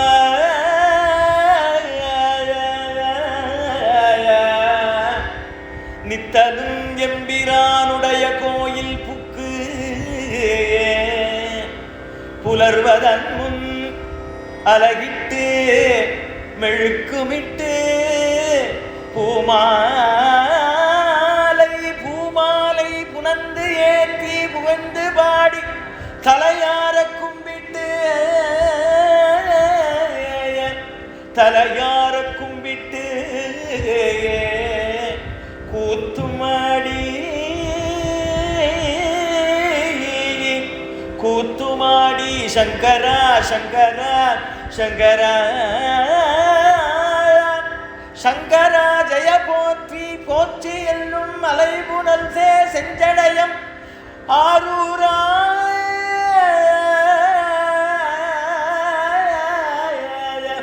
ஆரூரா என்று என்று அலரானில்லே ஆரூரா என்று என்று அலரானில்லே.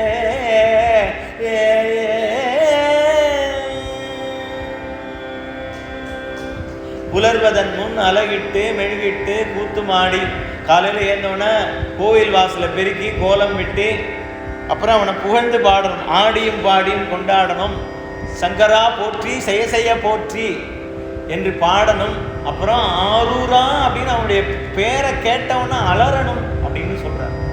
அப்படின்னா எந்த உணர்வுல இந்த பாடலை பாடுக எதெல்லாம் செய்யணும்? நம்ம எப்போதும் இறைவனுடைய நினைப்பிலே இருக்கணும். அப்படின்னா அதுதான் நம்மளுடைய வீட்டில் இருக்கிறது அப்படின்னு நம்ம வச்சுட்டோம்னு வச்சுக்கோங்க. ஏன்னா புறமா இதை பார்த்தோம்னா நம்ம வீட்டில் இருக்கிறது அப்படிங்கிறது இறைவனுடைய சிந்தனையில் இருக்கிறது. அதாவது உயிராகிய இந்த உடல் பிள்ளைமை எப்போதும் அவனுக்காக சேவை செய்வது, அவனை அடையணுங்கிறதுக்காக அவனுக்காக சேவை செய்யணும். அப்படின்னா நாம் என்ன செய்யணும்?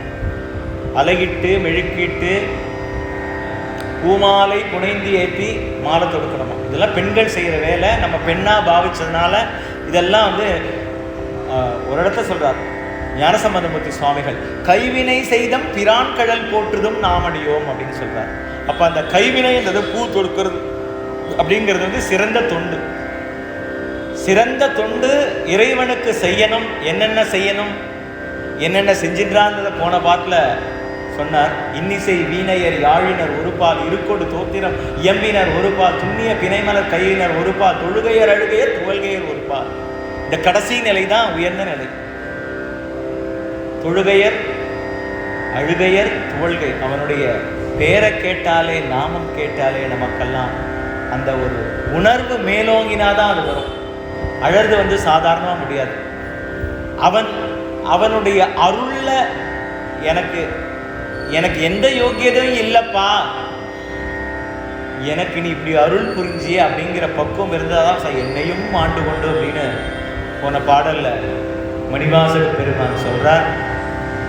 அப்ப மைப்புரு கன்னியர் மாண்டத்து இயல்பின் அப்படின்னா நமக்கு என்ன வரணும் அப்படின்னு கேட்டேன்னா, சிவபக்தி மிகுந்து சிவபக்தி மிகுதியால்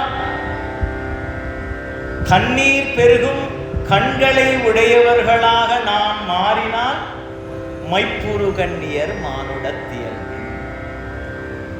அப்ப நமக்கு என்னைக்கு அது எப்போ வருமோ தெரியாது. என்னைக்கு இறைவனுடைய பேரையோ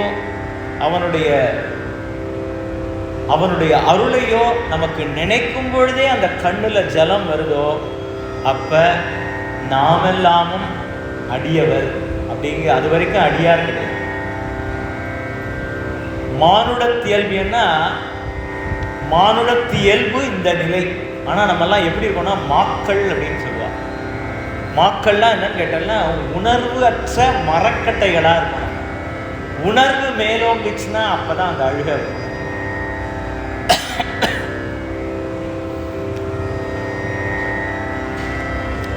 அப்ப எப்ப அது வரும்னு கேட்டீங்கன்னா, மானுடத்தியல்பு இன்னொரு பார்வையில் அது சொல்லலாம். எப்படி வரும்னு கேட்டேன்னா, எனக்கு ஒரு முதல்வன் இருக்கிறான்ப்பா, அந்த முதல்வன் இருக்கிறதால் தான் எனக்கு எல்லாமே சுகமா சௌக்கியமா இந்த வாழ்க்கை கிடைக்குதுன்னு நம்ம என்னைக்கு நினைக்கிறோமோ, அந்த இயல்பை நம்ம புரிஞ்சுட்டு ஒரு நிமிஷத்திலும் இந்த சாப்பாடு கிடைச்சுதா உன்னுடைய அருளால, இன்னைக்கு ராத்திரி தூங்கி ஏந்தானா அது உன்னுடைய அருளால, இல்லைன்னா ராத்திரி படுத்தவ காலைல எழுந்துக்கிறேன்னு வச்சுக்கோ, அவ்வளோதான். ஸோ அந்த ஒரு நிமிஷமும் நமக்கு கிடைக்கிற சுகம், நமக்கு சுகம் கிடைக்கிறது ஒரு நாளும் ஒரு நிமிஷம். உடம்பு வலி இல்லாமல், உடம்பு வலி வந்ததுன்னா எவ்வளோ அவஸ்தை பண்ணணும் தெரியணும், தலைவலி வந்ததுன்னா எவ்வளோ அவஸ்தை பண்ணணும் தெரியணும், கை கால் முட்டி வலி வந்ததுன்னா எவ்வளோ அவஸ்தைன்னு தெரியும், வயிற்று வலி வந்ததுன்னா எவ்வளோ அவஸ்தை, கேன்சர் வந்ததுன்னா இதெல்லாம் இல்லாமல் நம்மளை வச்சிருக்கானே அப்படின்னு நினச்சா நமக்கு அந்த கண்ணீர் வரணும். ஏன்னா நம்மளை சௌக்கியமாக வச்சுருக்கோம். அந்த சௌக்கியத்தை நம்ம என்னைக்கு பார்க்க ஆரம்பித்து, எல்லாம் உன்னுடைய கருணை, எனக்கு ஒரு முதல்வன் என்னை பார்த்து கொண்டே இருக்கிறாய், உன்னுடைய கருணையினாலே எனக்கு இந்த சுகம் கிடைக்கிறது. நாம் என்னைக்கு சுகம்னா வெளியில் உள்ள சுகம் இல்லை, நம்ம முதல்ல நம்ம உடம்பே பெரிய இழுக்காக இருக்கும். வயசானப்போ எவ்வளோ பிரச்சனை, எவ்வளோ வியாதி. இறைவன் நமக்கு சோதனை கொடுக்கறது 2 விதத்துல தான் கொடுப்பானோ. ஒன்று வியாதி, இன்னொன்று பொருள். 2 விதமாக தான் நமக்கு இறைவன் சோதிப்பான். இது உலகம் உடல் பற்ற விடணுங்கிறதுக்கு இதான் எக்ஸாம்பிள். 2ல் தான் நம்ம மாட்டிப்போம். உலகத்தில் அவாளுக்கா இவாளுக்கா எவாளுக்கா அப்படின்னு செய்யணும், எல்லாம் இறைவனுக்கா செய்யணும். நம்ம குழந்தைகள் கூட நம்ம குழந்தைகள் இல்லை, அது ஒரு ஆத்மா எனக்கு ஒரு அனுபவத்தை கொடுப்பதற்காக வந்திருக்கு, அதுக்கிட்டேருந்து நான் என்ன கற்றுக்க முடியும் அப்படின்னு நினச்சா ஆன்மீகம்.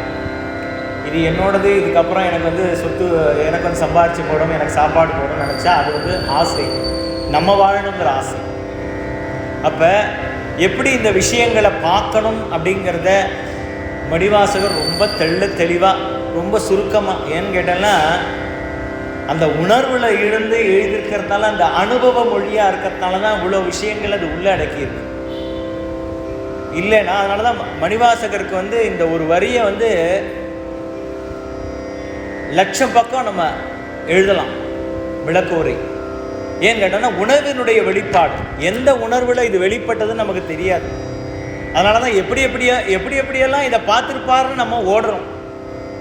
அதுலேருந்து கொஞ்சம் எடுத்து சொல்கிறோம், கொஞ்சம் தான் எடுத்து சொல்கிறோம். ஏன்னா நம்மளால் முடியாது. அந்த உணர்வு நிலைக்கு போனால்தான் உண்மை என்னன்னே தெரியும். நான் சொல்கிறதெல்லாம் உண்மையான்னு தெரியல, ஒரு அனுமானம். ஏன்னா அந்த நிலையிலேருந்து அவர் என்ன நிலையில் இருந்திருப்பார்னு எட்டி பார்க்குறோம்.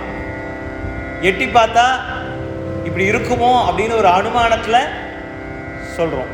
அப்போ மைப்புரு கன்னியர் மானுடத்தியல்பின் அப்படிங்கிறது என்னன்னு கேட்டேன்னா அகத்துறை வழிபாடு. அவனை ஒரு பிராணநாதனாக நினைந்து உருகி உருகி அந்த ஞான நிலையை அடைய வேண்டும். அதுக்கு அம்பாளும் விதிவிலக்கல்ல. அம்பாள் மீனாட்சியா காமாட்சியா? அம்பாள் சுவாமியை மணல்ல லிங்கம் பிடிச்சு அப்படி உருகி 32 என்ன சொல்வாது வாழ்க்கை நெறிமுறைகளை செயல்படுத்தி காமாட்சி இறைவனை அடைந்தால், திருக்கல்யாணத்தை அடைந்தால்ங்கிறது நம்ம எல்லா இடத்துலையும் பார்க்கணும். மணிவாசகரும் அந்த நிலைப்பாடு தான், ஸ்ரீவில்லிபுத்தூர் ஆண்டாலும் அந்த நிலைப்பாடு தான், நம்ம மீனாட்சியும் அந்த நிலைப்பாடு தான். அவனா ராணியா இருந்து அந்த நிலைப்பாடு, காமாட்சியும் அந்த நிலைப்பாடு தான். இந்த திருக்கல்யாணம் அப்படிங்கிற ஒரு விஷயம்தான் இந்த முக்தி நிலையை அறிவிக்கக்கூடிய ஒரு விஷயமா இருக்கு. அதைத்தான் மானுடத்தியல்பு. மானுடத்தியல்பு என்னன்னு கேட்டேன்னா, நமக்கு ஒரு ஆண் பெண் அனுபவமாக ஏற்படுகின்ற சிற்றின்ப அனுபவமே பேரின்ப அனுபவமாக எடுத்துக்கொள்ளுதல் அப்படின்னு ஒரு பார்வை இருக்கு. எனக்கு ஒரு முதல்வன் இருக்கான், அவன் எப்போதும் என்னை பார்த்துட்டு இருக்கான், அவனுக்கு என்னென்ன வேணுமோ எல்லா சௌகரியமும் எனக்கு பண்ணி கொடுக்குறான் அப்படின்ற நிலையில அவனுக்கு அடிமையாக உணரும் இயல்போடு அடிமை பூணும் ஆன்மாக்களுக்கு பேர் அடியார்கள்னு பேர். அந்த நிலையில நம்ம இருக்கோமா அப்படின்னு பார்த்துக்கணும். வணங்குகின்றார். யார் வணங்குகின்றார்? மானுடத்து இயல்பின் வணங்குகின்றார் அனங்கின் மணவாளா. இவாள்லாம் வணங்குறா அப்படின்னு சொல்லி நான் பெரிய லிஸ்ட் கொடுத்தேன், அம்பாள் உட்பட எல்லாரும். அதனால இவருக்கு பேர் அனங்கின் மணவாளான்னு பேர். அனங்கின் மணவாளானா, அனங்கின்னா அப்படின்னா உமையவள்னு ஒரு பேரு, தெய்வ பெண்ணு பேர். எந்த பேரை வேணா அதில் மீனாட்சி, காமாட்சி, விசாலாட்சி எந்த பேர் வேணா அதில் ஃபிட் பண்ணலாம், காத்தியாயினி. ஆனால் தெய்வ பெண் அப்படின்னு ஜென்ரலைஸ் பண்ணி சொல்றது அனங்கின் மணவாளா. இப்போ சொல்லும் போதே முருகப்பெருமானை சொல்லும் பொழுதே முருகன்னு சொல்றதில்லை, வள்ளி மணவாளான்னு சொல்லணும். ஏன்னா எல்லா ஆத்மாக்களும் பெண்மைத்தன்மையில இருந்துதான் தலைவனாகிய சிவபெருமானை அடைகிறது என்பதாலே அங்க பெண்ணுக்கு தான் பெருமை, ஆணுக்கு வேலையே கிடையாது. அதனாலதான் ஆண்கள் எல்லாம் ஆண்கள் நம்மளை சொல்லிட்டாலும் சக்தியினுடைய உடம்புல இருந்து தான் வரணும். அதனால சக்திக்கு உசத்தியான இடம் கொடுத்துருக்கு. அதனால எம்பெருமானாகிய பரமேஸ்வரன் இந்த இடத்துல என்ன சொல்றாருன்னா, நீயும் உமையாளோட மணவாளன் தானடா, அதே மாதிரி தானே நான் இருக்கேன் அப்படின்னு சொல்லாம சொல்றாரு. அப்படின்னா சக்தியினுடைய பெருமையை ஒசத்தி அந்த ஒசந்த இடத்த கொடுத்து அந்த சுவாமிய வள்ளி மணவாளா அப்படின்னு சொல்ற மாதிரி அனங்கின் மணவாளா அப்படின்னு சொல்றது. இந்த இடத்துல பெண்மையால தான் இறைவனை அடைந்து நம்ம உல்டாவா சொல்றோம் இல்லையா, பெண்மை நிலையில ஆணாக இருந்தாலும் பெண்ணாக இருந்தாலும் தன்னை ஒரு பெண்ணாக பாவித்து அந்த இறைவனாகிய ஞான தலைவனை அடையிறது, மதுர பாவத்தில் அடையிறது என்பதுதான் உயர்ந்த ஞானம். இந்த ஞானம் தான் இறைவனை அடைவதற்கான வழி. இது எப்படி பார்க்கலான்னு கேட்டீங்கன்னா, எப்படி ஒரு காதலன் காதலிய பிரிஞ்சு இருக்காரோ, ஒரு காதலி அந்த நிலைப்பாடு, நான் இறைவனை பிரிந்து இந்த உலகத்துக்கு நான் வந்திருக்கேன் அப்படிங்கிற உணர்வு நமக்கு இதெல்லாம் இல்லை விஷயம். இறைவனை விட்டு நான் பிரிஞ்சு வந்திருக்கேன் அப்படிங்கிற உணர்வு நமக்கெல்லாம் என்னைக்கு ஏற்படுகிறதோ அன்றுதான் அது ஞானம், அதுதான் சிவமாம் தன்மை, அதுதான் சிவோ அகம், சிவம் அகத்தில இருந்து பாவனை பண்ற சிவமாகிய பாவனை, சிவோகம் பாவனை அப்படின்னு ஒரு புது இன்னொரு பார்வையில் இந்த சிவோகம்ங்கிறதுக்கு இப்படி ஒரு அர்த்தம் இருக்கு அப்படின்னு சொல்லி அடுத்த வரி. இப்ப இந்த படியில் என்ன சொல்றான்னா, அறம் பொருள் இன்பம் வீடு. முதல்ல என்ன சொல்றான்னா, இப்படி போனோம், அறத்தால இன்பம், பொருளால இன்பம், இன்பத்தினால இன்பம் வந்தாதான் வீடு வரும்.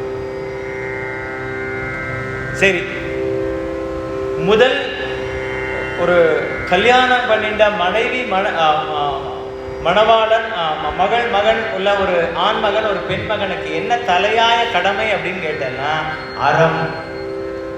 அறம் செய்வது, அறம் செய்ய விரும்பு. முதல் வரி அதுதான், அறம் செய்யணும், அதனால பெறக்கூடிய இன்பத்தை அனுபவிக்கணும். இந்த வாழ்க்கையினுடைய லட்சியத்தை இப்படி வகைப்படுத்துறான். வாழ்க்கையில நம்ம என்ன பண்ணணும், அறம் செய்யறோமா அப்படின்னு ஒரு தினம், தர்மம் செய்யறோமா அப்படின்னு சொல்லி நம்ம கேட்கணும். அறத்தினால் வருகின்ற இன்பம், சொபஸ்டி கார்ல போறதால வர இன்பம், வசந்த வீட்டினால வர இன்பம் இல்லை, அறத்தினால் வருகின்ற இன்பம், அதுதான் உண்மையான இன்பம். இது காப்பீடுகிற இன்பம். அடுத்தது பொருள் ஈட்டுவதனால். என்ன பொருள்? போற்றியன் வாழ்முதல் ஆகிய பொருளே அப்படின்னு சொன்னார். என்ன பொருளை ஈட்டணும் அப்படின்னா, அறத்துக்கு வேண்டிய பொருள் எதுவோ அதை ஈட்டினா அது இன்பம். நமக்காக இல்லை, நமக்காக நம்ம குழந்தைகளுக்காக ஈற்ற இன்பம் இல்லை. அறத்துக்கு வேண்டிய பொருளை ஈட்டுவதால் வருவது இன்பம். அறத்துக்கு வேண்டிய பொருளை ஈட்டி அறம் செய்வதால் வருவது இன்பம். அடுத்து இன்பத்தால் இன்பம் அப்படின்னா என்னன்னு கேட்டேன்னா, இதெல்லாம் இந்த அறம்லாம் செஞ்சதுனால நமக்கு ஒரு கண்டென்மெண்ட்னா எனக்கு போருங்கிற மனை நிறைவு இருக்கு இல்லையா, அறத்தினாலும் பொருளினாலும் நமக்கு வருகின்ற ஒரு நிறைவு. அந்த நிறைவு இன்பத்தில் இன்பம். இந்த மூன்றையும் நாம் கடந்தால் மட்டுமே வீடுங்கிற ஒரு இடத்துக்கு போக முடியும். அப்படிங்கிறது என்னன்னு கேட்டேன்னா, பப்பற வீட்டிலிருந்து அப்படின்னு சொல்லுவோம் இல்லையா, பரப்பு அறை அப்படிங்கிறது. இந்த அறைங்கிற வார்த்தை எதையெல்லாம் தவிர்த்துன்னு சொன்னிச்சு, என்ன செய்யணும்னு சொல்லல. இந்த என்ன செய்யணுங்கிறத சொல்றது என்னன்னு கேட்டீங்கன்னா, அறமாகிய இன்பம், பொருளாகிய இன்பம், பொருளினால் அறம், அறத்தினால் பொருள், அதனால் வரும் இன்பத்தினால் இன்பம் என்கின்ற நிறைவு. இந்த நிறைவினால் வருகின்ற இன்பம் அதுதான். அப்ப என்ன ஆகும்னா, எனக்கு போதும், சாப்பாடா போதும், வாழ்க்கையா போதும், வீடா போதும், மனைவி மக்களா போதும், எனக்கு யாரும் வேண்டாம். எல்லாரும் இருக்காங்களா, சந்தோஷமா இருக்காங்களா, அவங்க சந்தோஷமா இல்லையா, நான் அவங்கள சந்தோஷமா பார்க்குறேன், அவங்கள சந்தோஷப்படுத்துறேன். படுத்திட்டு என் எம்பெருமான் தான் என்னுடைய வாழ்க்கை லட்சியம், இறைவன் தான் என்னுடைய மணவாளன், அவன் எனக்கு தலைவன், நான் அவனுக்கு அடிமை என்கிற நிலையிலே அறம்பொருள் இன்பம் வீடு அப்படிங்கிற நிலையில அடியார் இலக்கணம் இங்கே சொல்லப்படுது. ஸோ அடியார் இலக்கணம் என்னன்னு கேட்டீங்கன்னா, இந்த கல்யாணம் பண்ணிக்கிறது எதுக்காகனா அறத்தை செய்வதற்காக. கல்யாணம் பண்றது எதற்கான? அறம் செய்வதற்காக, பொருளை ஈட்டுவதற்காக. அடுத்ததாக நிறைவு, தன்னிறைவுன்றது இன்பம், இன்பத்துள் இன்பம், நிம்மதிங்கிறது இன்பம். அப்பா எனக்கு கோடி கணக்கில் பணம் இல்லைப்பா, ஆனால் நிம்மதியாக இருக்கப்பா, எனக்கு குறைந்த செல்வம் தான் இருக்குது, வேணுங்கிறத கொடுத்துருக்கான், வேலை வேலைக்கு நல்லா சாப்பிட்றேன், தூங்குறேன், என்னை நல்லா வச்சுருக்கான்டா அப்படிங்கிற மன நிறைவு. எனக்கு இன்னும் ஒரு 1 லட்ச ரூபா, 50 லட்ச ரூபா கார் வேணும், 1 லட்ச ரூபா காரணம், 5 லட்ச ரூபா, 5 கோடி ரூபா காரணம் அப்படின்னு மேலே மேலே போயிட்டே இருக்காமல் எனக்கு எல்லாம் போதும், எனக்கு நிறைவாயிடுது அப்படிங்கிற மனநிறைவு வந்த ஒன்று தான் அடியார் தன்மை அப்படிங்கிற ஒரு தகுதியின் ஆரம்பம். ஸோ இதெல்லாம் கம்ப்ளீட் பண்ணியிருக்கோமா நம்ம செக் பண்ணிட்டு, அடியார் நாம் ஆயிருக்கோமா, இல்லை மானுடத்தியல்பா இருக்கோமா, இல்லை மாக்களா இருக்கோமா அப்படிங்கிறது சிந்திக்க வேண்டிய ஒரு விஷயம் எல்லாருக்கும். நான் என்னை வைத்து எனக்காக பேசுகிறேன், என்னை வச்சு திராசில் வச்சு என்னை வச்சு இங்கே பேசுகிறேன். அதனால் என்னை நான் கேட்கும் கேள்வி அது உங்களுக்கும் பொருந்துங்கிறதுனால இது உங்களுக்கான கேள்வி அல்ல, அடியேனுக்கான கேள்வி. அப்படி இந்த சிவன் சக்தி அப்படிங்கிறது இருக்க முடியாத ஒன்று. எப்படின்னா, புருஷன் சக்தி, அம்பாள் ஸ்வரூபம், இது ரெண்டும் பிரிக்க முடியாத ஒன்று. அதே போல அறிவினால் வயப்பட்ட செயல், இது ரெண்டும் பிரிக்க முடியாது. எதெல்லாம் பிரிக்க முடியாது, எப்படி சேர்ந்திருக்கு, இதுதான் ஆன்மீகன்றோம். ஆணும் பெண்ணும் சேர்ந்த நிலை, அர்த்தநாரீஸ்வரர் நிலையை தான் ஆன்மீகம்னு சொல்றது. இதுதான் சிவமாம் தன்மைன்னு சொல்றது. அதுல இன்னொரு உயர்ந்த நிலை அடுத்த நிலைப்பாடுல சன்னியாசிகளுக்கெல்லாம் பாதி உடம்புல ஆண் பாதி உடம்புல பெண் இருந்து அது ஒரு யோகமா, அப்படியே ஒரு நிலைப்பாடை பத்தி சொல்றான். அது என்ன நமக்கு தெரியாது. ஏன்னா இதுல இவர் சொல்லியிருக்கிறது என்னன்னு கேட்டோம்னா, இல்லறம் தான், இல்லறமே நல்லறம்னு சொல்லியிருக்காரு. இல்லறம் அல்லது நல்லறம் அன்று, தவம் என்பதே நமக்கெல்லாம் இல்லறம்னு சொல்லியிருக்கார்.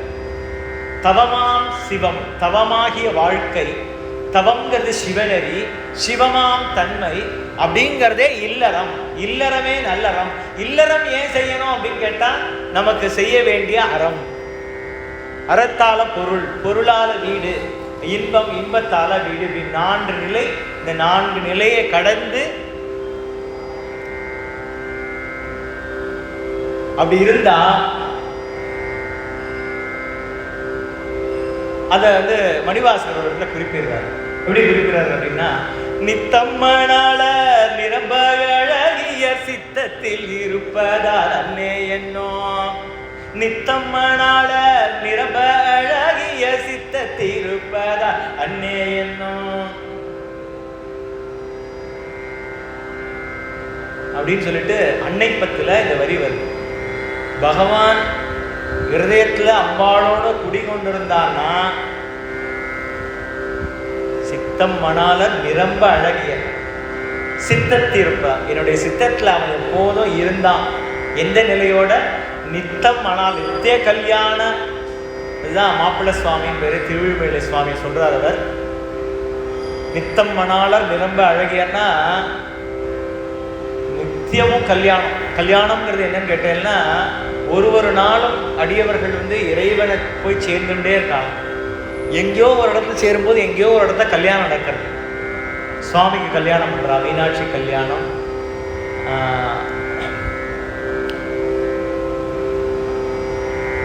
மீனாட்சி கல்யாணம் பண்றா, காமாட்சி கல்யாணம் பண்றா, பார்வதி கல்யாணம் பண்றா, கௌரி கல்யாணம் பண்றா, காமகலா காமேஸ்வரி அப்படின்னு சொல்லிட்டு அம்பாளோட கல்யாணம் பண்றா.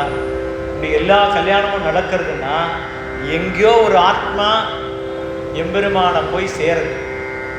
அது எதனால சேர்றது அப்படின்னா, அந்த கல்யாணத்தை பார்க்குற பார்வையில் அந்த சந்தோஷத்தில் அடியவர் போய் சேர்ந்து முக்தி அடைந்தார் அப்படிங்கிற சந்தோஷத்தில் நமக்கு அந்த காட்சியை கொடுத்து அந்த மனசில் நித்தம்மனாளர் நிரம்ப அழகியர் சித்தத்தில் இருப்பதால் அன்னே எண்ணம். சித்தத்தில் இருப்பதாலேயே அவன் ஒரு நாளும் செய்கின்ற திருக்கல்யாணம் அவருக்கு காட்சிப்பட்டது. அதனால் அவர் சந்தோஷமா இருந்தார் அப்படின்னு ஒரு விளக்கம்.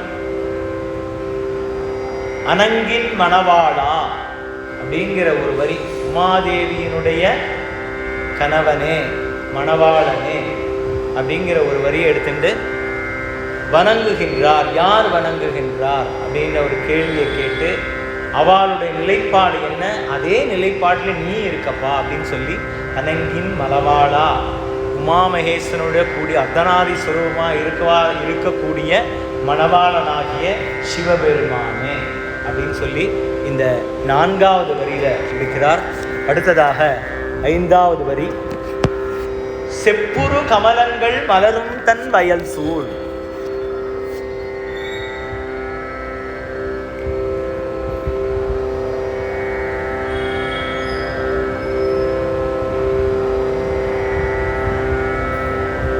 செப்புரு கமலங்கள், செப்புருனா செம்மையான அப்படின்னு ஒரு அர்த்தம்.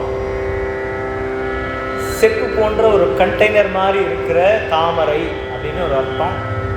ஏன் அதை வந்து செப்பு போன்ற ஒரு சொம்பு இல்லை கிண்ணம் அப்படின்னு சொல்லலாம். It can hold, it can retake. இந்த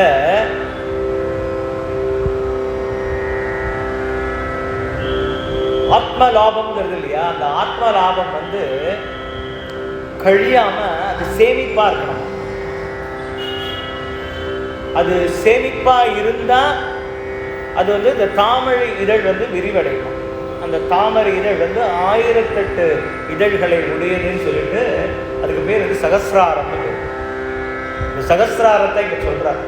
இப்படி ஒரு நிலைப்பாடு ஏற்பட்டதுன்னா அக அனுபவத்துல எப்படி இருக்கும்? புறமா பார்த்தா செம்மையான தாமரை பூக்கள் மலர்ந்த நீர் நிலை நிரம்பிய தாமரை தடாகம் சூழ்ந்த திருப்பெருந்துறை அப்படிங்கிறது புறமாகிய அர்த்தம். புறமாகிய ஒரு இந்த மாதிரி ஒரு செம்மையான நிறமுடைய விரிந்த மலர்ந்த மலரும் தாமரை நீரால் சூழ்ந்த வயல்கள் நிறைந்த திருப்பெருந்துறைன்னு ஒரு புறமாக இயற்கை வர்ணனையை கூறுறதுக்காக மணிவாசகர் வர வேண்டியதில்லை. இது இயற்கை வர்ணனை ஏன் கொடுத்தார்னா, அவரால் அந்த காட்சியை விளக்க முடியல. அந்த காட்சியை எப்படி விளக்குறதுன்னு வெளியில பார்த்தார். இந்த தாமரை இப்படி மலர்ந்துருக்கு, அது சேத்துல கடந்த தாமரை தான், ஆனா எப்படி மலர்ந்து சிறப்பா இருக்கு, எல்லா இடங்களும் தெரிஞ்சிருக்கு. அப்ப அது என்னன்னா செப்புரு அப்படின்னா செப்பு கவச்சமிட்ட அப்படின்னு ஒரு அர்த்தம். ஏன் செப்பு கவச்சமிட்ட அப்படின்னு சொல்றான்னா, செம்மையாகிய, செம்மை என்பது சிவபெருமானுடைய வர்ணம்.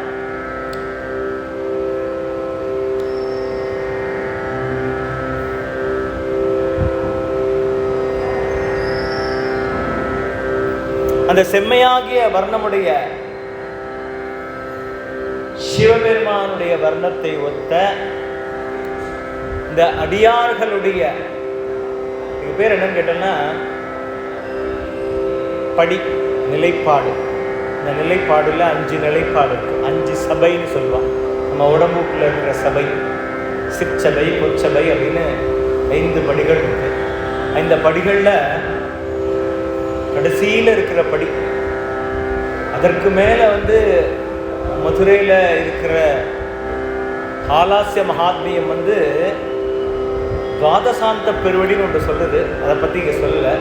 சகசிராரம்ங்கிற ஒரு விஷயத்தை சொல்றது. ஏன்னா செப்புரு கமலங்கள் மலரும் தன் வயல் சூழ் அப்படின்னா 1000 இதழ் கொண்ட தாமரை மலர்களை கொண்டுள்ள ஆன்மா. அந்த சகஸ்திரதலத்தை விளக்கும் இடமாக இந்த பாடல் வரிகள் அமைகின்றது. ஏன் கேட்டேன்னா, அவளுடைய அறிவினுடைய ஞானத்தினுடைய எல்லை பறந்து விரிந்திருக்கிறது என்பதை சொல்வது இந்த சகஸ்திராரம். இது எங்கேருந்து வந்தது அப்படின்னு கேட்டீங்கன்னா, உலகியலால சேத்திலேருந்து வந்தது. சேத்திலில் மலர்ந்த செந்தாமரை தான். ஆனால் எப்படி இருக்குன்னா, முழுமையா மலர்ந்திருக்கு. ஆனாலும் இந்த சேத்தினுடைய வாசனை இதுல படலை அப்படிங்கிறத சொல்லி, இந்த செந்தாமரை நிறைமுடைய மலர்கள் மலரும் திருப்பெருந்துறைன்னு அர்த்தம். இந்த திருப்பெருந்துறையில தான் இந்த மாதிரி ஒரு ஆன்மாக்களுடைய கூட்டம் நிறைந்திருக்கும். வயல் சூழ் அப்படின்னா நிறைய தாமரைகள் பூத்திருக்கின்ற வயல் சூழ். ஏன் நீர்னு சொன்னாருக்கும் அடுத்த விளக்கம் சொல்றேன்.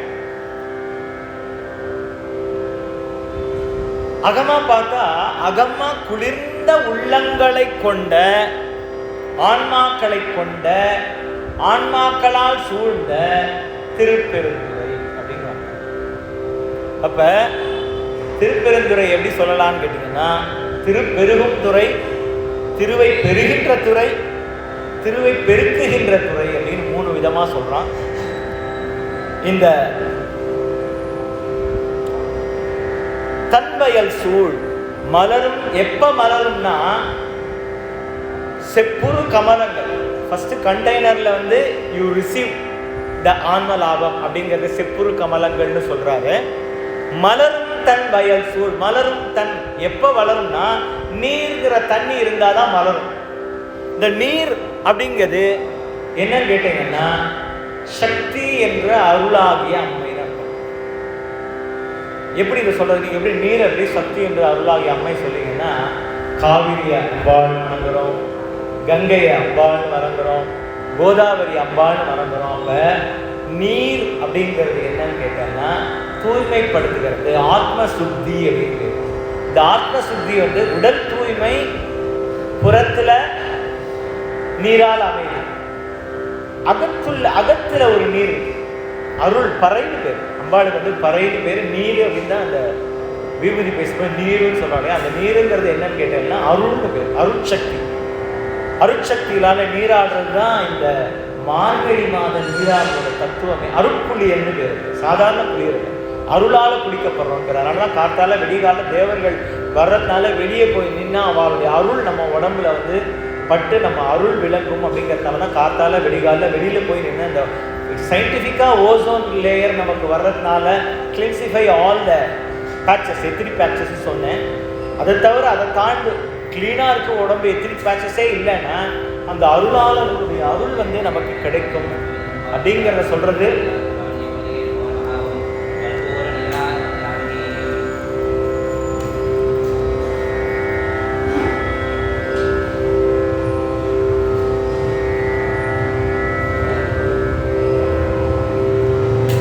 கமலங்கள் மலரும் அப்படிங்கிறது என்னன்னு கேட்டீங்கன்னா நீர் வளத்தை குறிக்கிறது.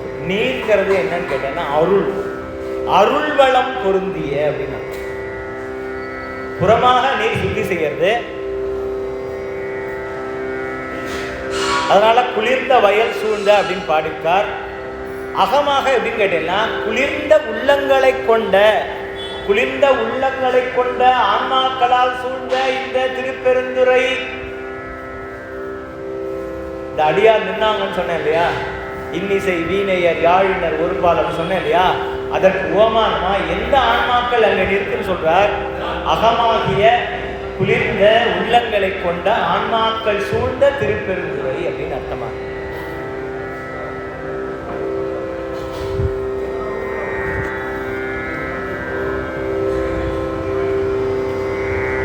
இதைத்தான் இந்த செப்புரு அப்படின்னா ஏன் கவச்சம் போட்டிருக்கா அப்படின்னு கேட்டேன்னா, it's a container which receives ஆன்மலாபம்.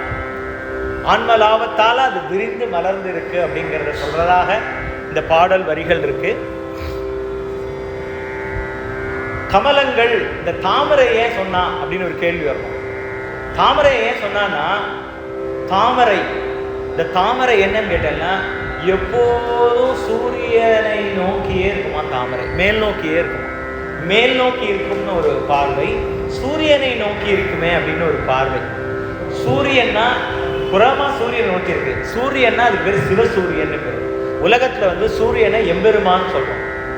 அப்ப தாமரைன்னு ஏன் நான் வந்து ஓமையில சொல்றாரு அப்படின்னு கேட்டேன்னா, நம்மளுடைய பார்வை எப்போதும் மேல நோக்கி, நம்ம சகசிராரத்துல உள்ள எம்பெருமானையே நோக்கி இருப்பது அப்படின்னா என்ன சொன்னா, சிவத்தை தவிர, சிவம் எங்க இருக்கு, சகசிராலத்துல இருக்கு, ஆக்ஞால இருக்கு, முதல் இடம், ரெண்டாவது இடம் இருக்கு, மூணாவது இடம் தாவதசாந்தம், 3 நிலைப்பாடு. சிவத்தை நோக்கியே இந்த எண்ணம் எதையும் நோக்காது, உலகத்துல புறமா இருக்கிற எதையும் நோக்காது, அந்த சிவத்தையே நோக்கி இருக்கிறதுக்கு ஒரு ஃபார்முலா, இன்னொரு ஃபார்முலா சொல்றார். எல்லாத்தையும் சிவமா பாரு, நீ சிவத்தை நோக்கு அப்படிங்கிற அப்படி ஒரு பார்வை இருக்கு. ஏன் கேட்டேன்னா, பார்க்கும் பொருளெல்லாம் நீக்கமர நிறைகின்ற பராபரமே அப்படிங்கும்போது உள்ளுள்ளு ஆத்மாக்குள்ளேயும் இறைவன் இருக்கிறான் அப்படிங்கும்போது இந்த உடம்பை பார்க்காத, இந்த ஆளை பார்க்காத, இந்த பேரை பார்க்காத, இந்த சதையை பார்க்காத, இந்த ட்ரெஸ்ஸை பார்க்காத, போட்டுற கண்ணாடி பார்க்காத, இதையும் பார்க்காத, உள்ள இருக்கிற ஆத்மாவுக்கு நமஸ்காரம், அதுலேயும் இறைவனை பார் அப்படிங்கிறது ஒரு பார்வை. அப்ப எப்ப நமக்கு தாமரை போல சூரியனை நோக்கி எப்படி தாமரை இருக்கிறதோ, அங்கே திருப்பெருந்துறையில் உள்ள அடியவர்கள் எல்லாம் எப்பொழுதும் இறைவனை நோக்கியே இருக்கிறார்கள்னு ஒரு பார்வை. எப்ப நீ தாமரைய போல எப்போதும் சிவசிந்தனையிலே சிவபெருமானே நினைச்சுட்டு பார்க்கின்ற பொருள் எல்லாம் சிவத்தை பார்க்கிறியோ, அப்ப உனக்கு அந்த சகஸ்ரதலத்துல ஆன்மலாபம் சித்திக்கும் அப்படிங்கிறது ஒரு பார்வை. இந்த இடத்துல நமக்கு சகஸ்ரதலத்துல உள்ள தாமரையை சொன்னாலும் தாமரையை ஓமையா சொன்னதுக்கும் ஒரு அர்த்தம், அப்பேற்பட்ட அர்த்தம் இருக்கு. அதே போல களிமண்ல தான் இந்த தாமரை வந்து மலருது, சேரு சகதியில தான் மலருது. தாமரை மலரக்கூடிய இடமே சேர் தான். அப்படி இருந்தும் நம்ம சேர்ல இருந்தாலும் கலக்கமே இல்லாம, களங்கமே இல்லாம, அதுதான் பப்பரை அப்படின்னு சொன்னாங்க. இந்த கலங்கள் இல்லாம தெளிவா இருக்கிறது தான் சொல்ற பப்பரை. அதை இந்த இடத்துலயும் சொல்லலாம், பரப்பு அறை. அப்ப இந்த உலகத்துல நம்ம இருந்தாலும் இந்த கலக்கம் இல்லாம, பயம் இல்லாம, எனக்கு ஒருத்த இருக்காண்டா, என்ன நடந்தாலும் அவன் பார்த்துப்பான் அப்படின்ற தைரியத்தில் இருப்போம் தெரியுமா. அதுதான் அந்த கலக்கம் இல்லாமல் இவ்வுலகத்தில் இருந்தும் இந்த சாக்கடையில எல்லாம், இந்த உலகமாகிய சாக்கடையில விழுந்து பெறலாம எப்பொழுதும் இறைவனை நோக்கியே இருப்பதுங்கிறது ஒரு பார்வை. தன்வயல் சூழ்.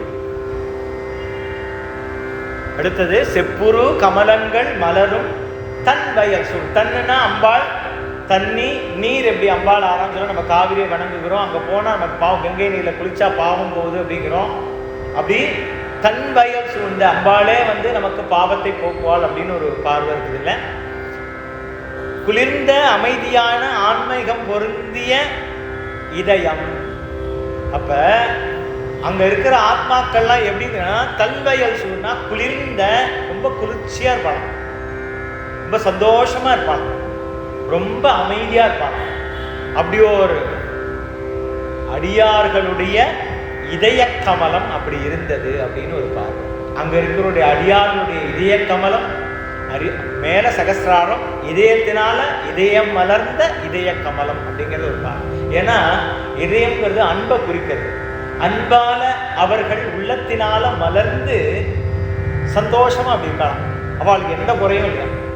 கண்டென்ட் தான் என்ன குறை? எப்போதும் ஆனந்தம். இந்த பேரானந்தத்திலே திளைந்து இருக்கிறார்கள்.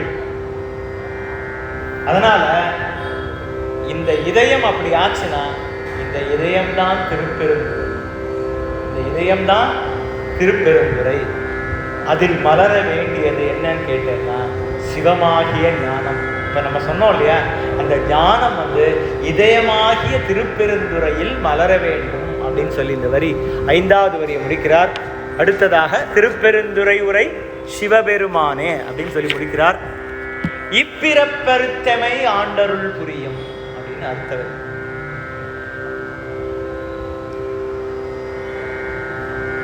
என்னோட பிறவியை நீக்கு அப்படின்னு சொல்றார். அவர் ஏன் பிறவியை நீக்கு, எனக்கு நீக்குன்னு சொல்லியிருக்கலாம். இப்பிறப்பருத்து எமை அப்படின்னு சொல்றார். எமைனா என்ன அர்த்தம்னு கேட்டேன்னா ஏனைய அடியார்களையும் எனக்குன்னு அர்த்தம் கிடையாது. இப்பிறப்பு அறுத்து ஏனைய அடியார்களையும்னு ஒரு வார்த்தை சொல்லலாம். ஏனைய அடியார்கள் பொருட்டு இதை நான் விண்ணப்பிக்கிறேன் அப்படின்னு மணிதாசன் சொல்றார். அப்ப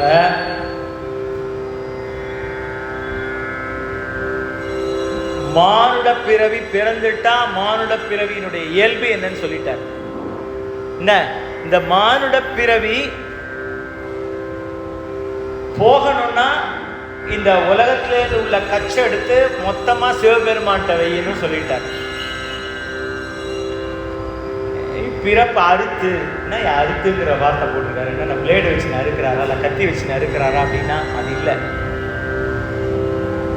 இப்பிறப்பு அறுத்து எமை, இது குறிச்சொல்.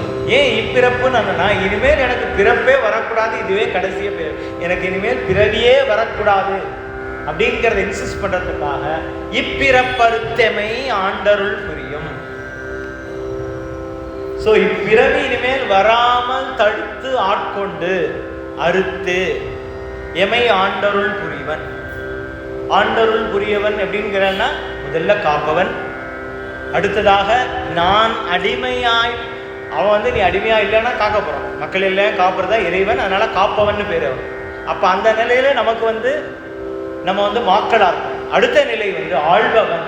எப்ப இந்த நிலை சிவனை செஞ்சு அவனுக்கு அடிமை ஆயிட்டோனோ அவன் நம்மை ஆள்பவன் அப்படிங்கிற 2வது நிலை போவான். காப்பவன்கிற நிலையிலிருந்து இறைவனுக்கு அடுத்த பரிமாணம் வருது ஆள்பவன். அடுத்தது என்னன்னு கேட்டேன்னா இதெல்லாம் இந்த அருள் புரிந்ததுனால நம்மை மாற்றுபவன். எப்படி மாற்றுபவன் அப்படின்னு கேட்டேன்னா இந்த பிறப்பறுத்த இந்த பிறப்பறுத்து உன்னையும் அவனாவே ஆக்கிடுவான். தந்தனும் தன்னை கொண்டதன் தன்னை சங்கரா ஆர்கொலோ சதுரர் அந்தமொன்றில்லா ஆனந்தம் பெற்றேன் யாது நீ பெற்றது எந்தன்பார் அப்படின்னு சொல்ற. ஸோ அவனை தந்துட்டு ஒன்னாம எடுத்துருக்கோம். எப்படி இருக்கு பாருங்க. இது சிவபெருமான் மட்டும்தான் செய்ய முடியும். இப்ப பிறப்பை அறுத்து விட்டு அருள் புரிந்தானா, அருள் புரிந்து பிறப்பை அறுத்துட்டானா அப்படின்னு கேள்வி கேட்டீங்கன்னா இப்ப கேட்கலாம். அந்த கேள்வி வரும், பிறப்பை அறுத்து விட்டு அதுக்கப்புறம் அருள் புரிந்தானா, இல்லை அருள் புரிந்த பிறகு பிறப்பை அறுத்தானா? எப்படி ஒரு இருள் இருந்ததுன்னா அந்த இடத்துல ஒளி வந்ததுன்னா இருள் போயிடுமோ, அதுபோல அவன் அருள் புரிந்தால் அருள் புரிந்த உடனேயே பிறப்பும் அருள் அப்படிங்கிறதுனால இரண்டும் இன்ஸ்டன்ட்லி ஹேப்பனிங். அதுக்கு எக்ஸாம்பிள் வந்து இருள் இருக்கு, வெளிச்சம் வந்தால் இருள் போயிடும். அதுதான் அதுக்கு எக்ஸாம்பிள். இதை வந்து அவன் அருள் எப்படி புரிவான்ங்கிறத எப்படி எனக்கு அருள் புரிந்தான்ங்கிறத மணிவாசகர் ஒரு இடத்துல சொல்றான். பெற்று பிறர்க்கரிய பெம்மான் பெருந்துரையான் கொற்ற குதிரையின் மேல் வந்தருளி தன்னடியார் குற்றங்கள் நீக்கி சுற்றிய இந்த பாடலையும் இதையும் வச்சு பக்கத்துல பாத்தீங்கன்னா நேரடியா இதுக்கான ஆன்சர் இதுல இருக்கும். பெற்றி பிறர்க்கரிய பெம்மான் பெருந்துரையான் கொற்ற குதிரையின் மேல் வந்தருளி தன்னடியார் குற்றங்கள் சுற்றிய சுத்த தொடர்பொறுப்பான் தொல்புகழே பற்றிய பாசத்தை பற்றர நாம் பற்றுவான் பற்றிய பேரானந்தம் பாடுதுங்கானம்மா. பெற்றி பிறர்க்கரிய பெம்மான் பெருந்துரையான் கொற்ற குதிரையின் மேல் வந்தருளி தன் அடியார் குற்றங்கள் நீக்கி. நம்முடைய குற்றத்தை யார் நீக்க முடியும்னா பரமேஸ்வரன் தான் நீக்க முடியும். சுற்றிய சுற்ற தொடர்பு தான் பற்று. சுற்றிய சுற்ற தொடர்பறுப்பான் தொல்புகழே பற்றி இப்பாசத்தை பற்றர நாம் பற்றுவான். அந்த பாசத்தை உற்று இந்த பாசத்தை பிடிக்கிறது. அதுக்கு ஒரு வார்த்தையை சொல்வான், பாசம் பரஞ்சோதிக்கு என்பான்னு சொல்லுவாங்க. பாசம் யாருக்குன்னா பரஞ்சோதிக்குன்னு சொல்லுவாங்க. அந்த இடத்துல மணிவாசகர் பாசம் பரஞ்சோதிக்கு என்பாய் இராப்பகல் நாம். பாசம் யாருக்குடா? பரஞ்சோதிக்கு அப்படின்னு சொல்லுவார். அப்ப இந்த இடத்துல என்ன சொல்றாரு? சுற்றிய சுற்ற தொடர்பறுப்பான் தொல்புகழே பற்றி பாசத்தை பற்றரணாம் பற்றிய பேரானந்தம். இந்த சிவானந்தம்ங்கிறது நமக்கு எப்படி கிடைக்கும் அப்படின்னா, அவன் குற்றங்கள் நீக்கணும், தொடர்பு அறுக்கணும், பற்றுக்களை நீக்கணும். அப்படின்னா நீக்கிட்டா ஆனந்தம் வந்து சேரும் சொல்லிட்டு அவர் வாழ்ல எப்படி அந்த நிகழ்வு நடந்ததுங்கிறத இந்த பாட்டில் சொல்றார். அதனாலே நாம் எல்லோரும் எம்பெருமானை வழிபட வேண்டும்.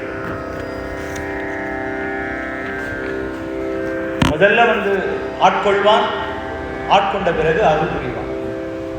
எப்படி படின்னு கேட்டேன்னா அவனுக்கும் படி இருக்கு. காப்பவனா இருப்பான், ஆட்கொள்பவனா இருப்பான், அப்புறம் அவனே அருள் புரிபவனாகவும் இருப்பான். அவன் அருள் புரிஞ்சானா அதை தான் சொல்லுவான், அவன் நம்மை மாற்றிடுவான். எம்பெருமான் பள்ளி எழுந்தருளாயே.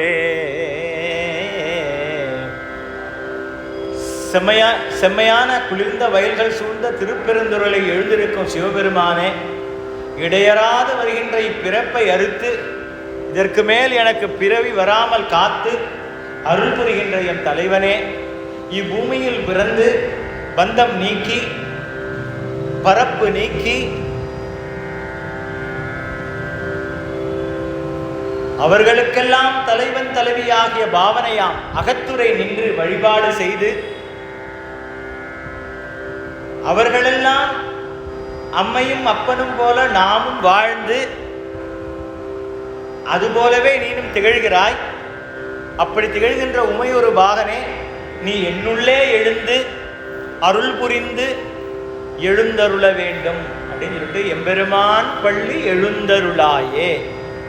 அமைதியே வடிவாக மனதிலே சரளமின்றி ஞானிகள் பலரும் ஞானிகள் அனைவரும் இங்கே கர்ம பூமியாகிய இந்த பூமியிலே வினைகளை நீக்குவதற்காகவே பிறக்கின்றார்கள்.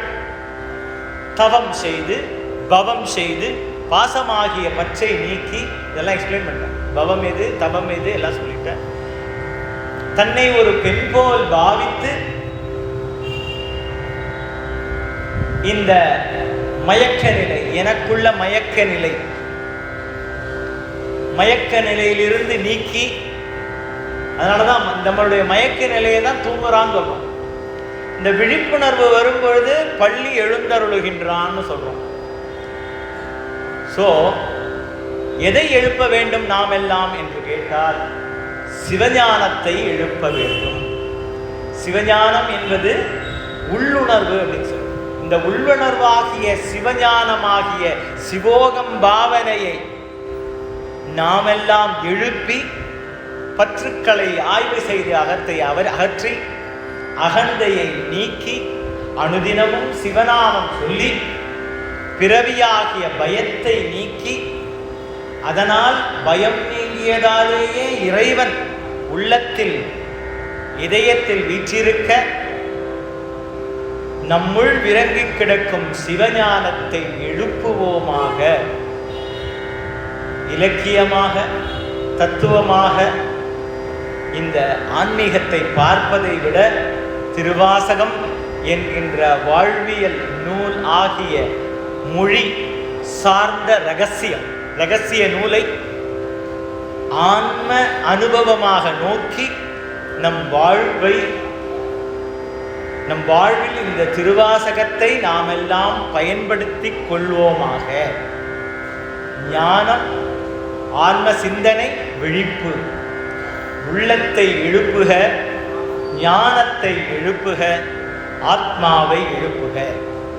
உணர்வாகிய இறைவன் உணங்குகின்றான்.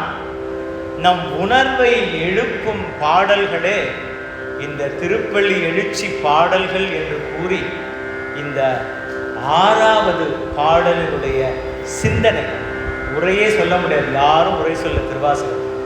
இதை பற்றிய சிந்தனை, இந்த பாடல்கள் என்ன கூறுகின்றன என்ற ஒரு கண்ணோட்டத்தில் இதை நாம் எல்லாம் சிந்தித்தோம்.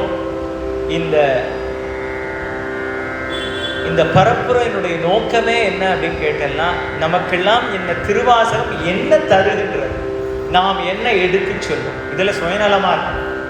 நமக்கு என்ன தரும், என்ன தருவான், அம்பலத்தான் தன்னையே தருவான்னு சொல்லியிருக்காரு. இருந்தாலும் இப்பேலேருந்து அந்த இடத்துக்கு தன்னையே தருவான்கிற இடத்துக்கு என்ன தருவான் அம்பலத்தான் அப்படின்னா, இந்த பாடல் மூலம் அந்த இடத்துக்கு போகிறத வழியை தருவான், தருகின்றான், தந்திருக்கின்றான் என்று கூறி இன்று இந்த மாலை வேளையிலே இதை கேட்டு இந்த எம்பெருமானுடைய திருவாசக சிந்தனையை கேட்ட அடியார்கள் அனைவருக்கும் மாயை என்கிற இருள் அகன்றி எப்பொழுதும் எம்பெருமானுடைய சிந்தனையிலேயே திளைத்து ஆடியும் பாடியும் கொண்டாடியும் அவனை ஏற்றி வழிபட்டு நாம் அவனுடைய திருவடி அருள் பெறுவோமாக. திருச்சிற்றம்பலம்.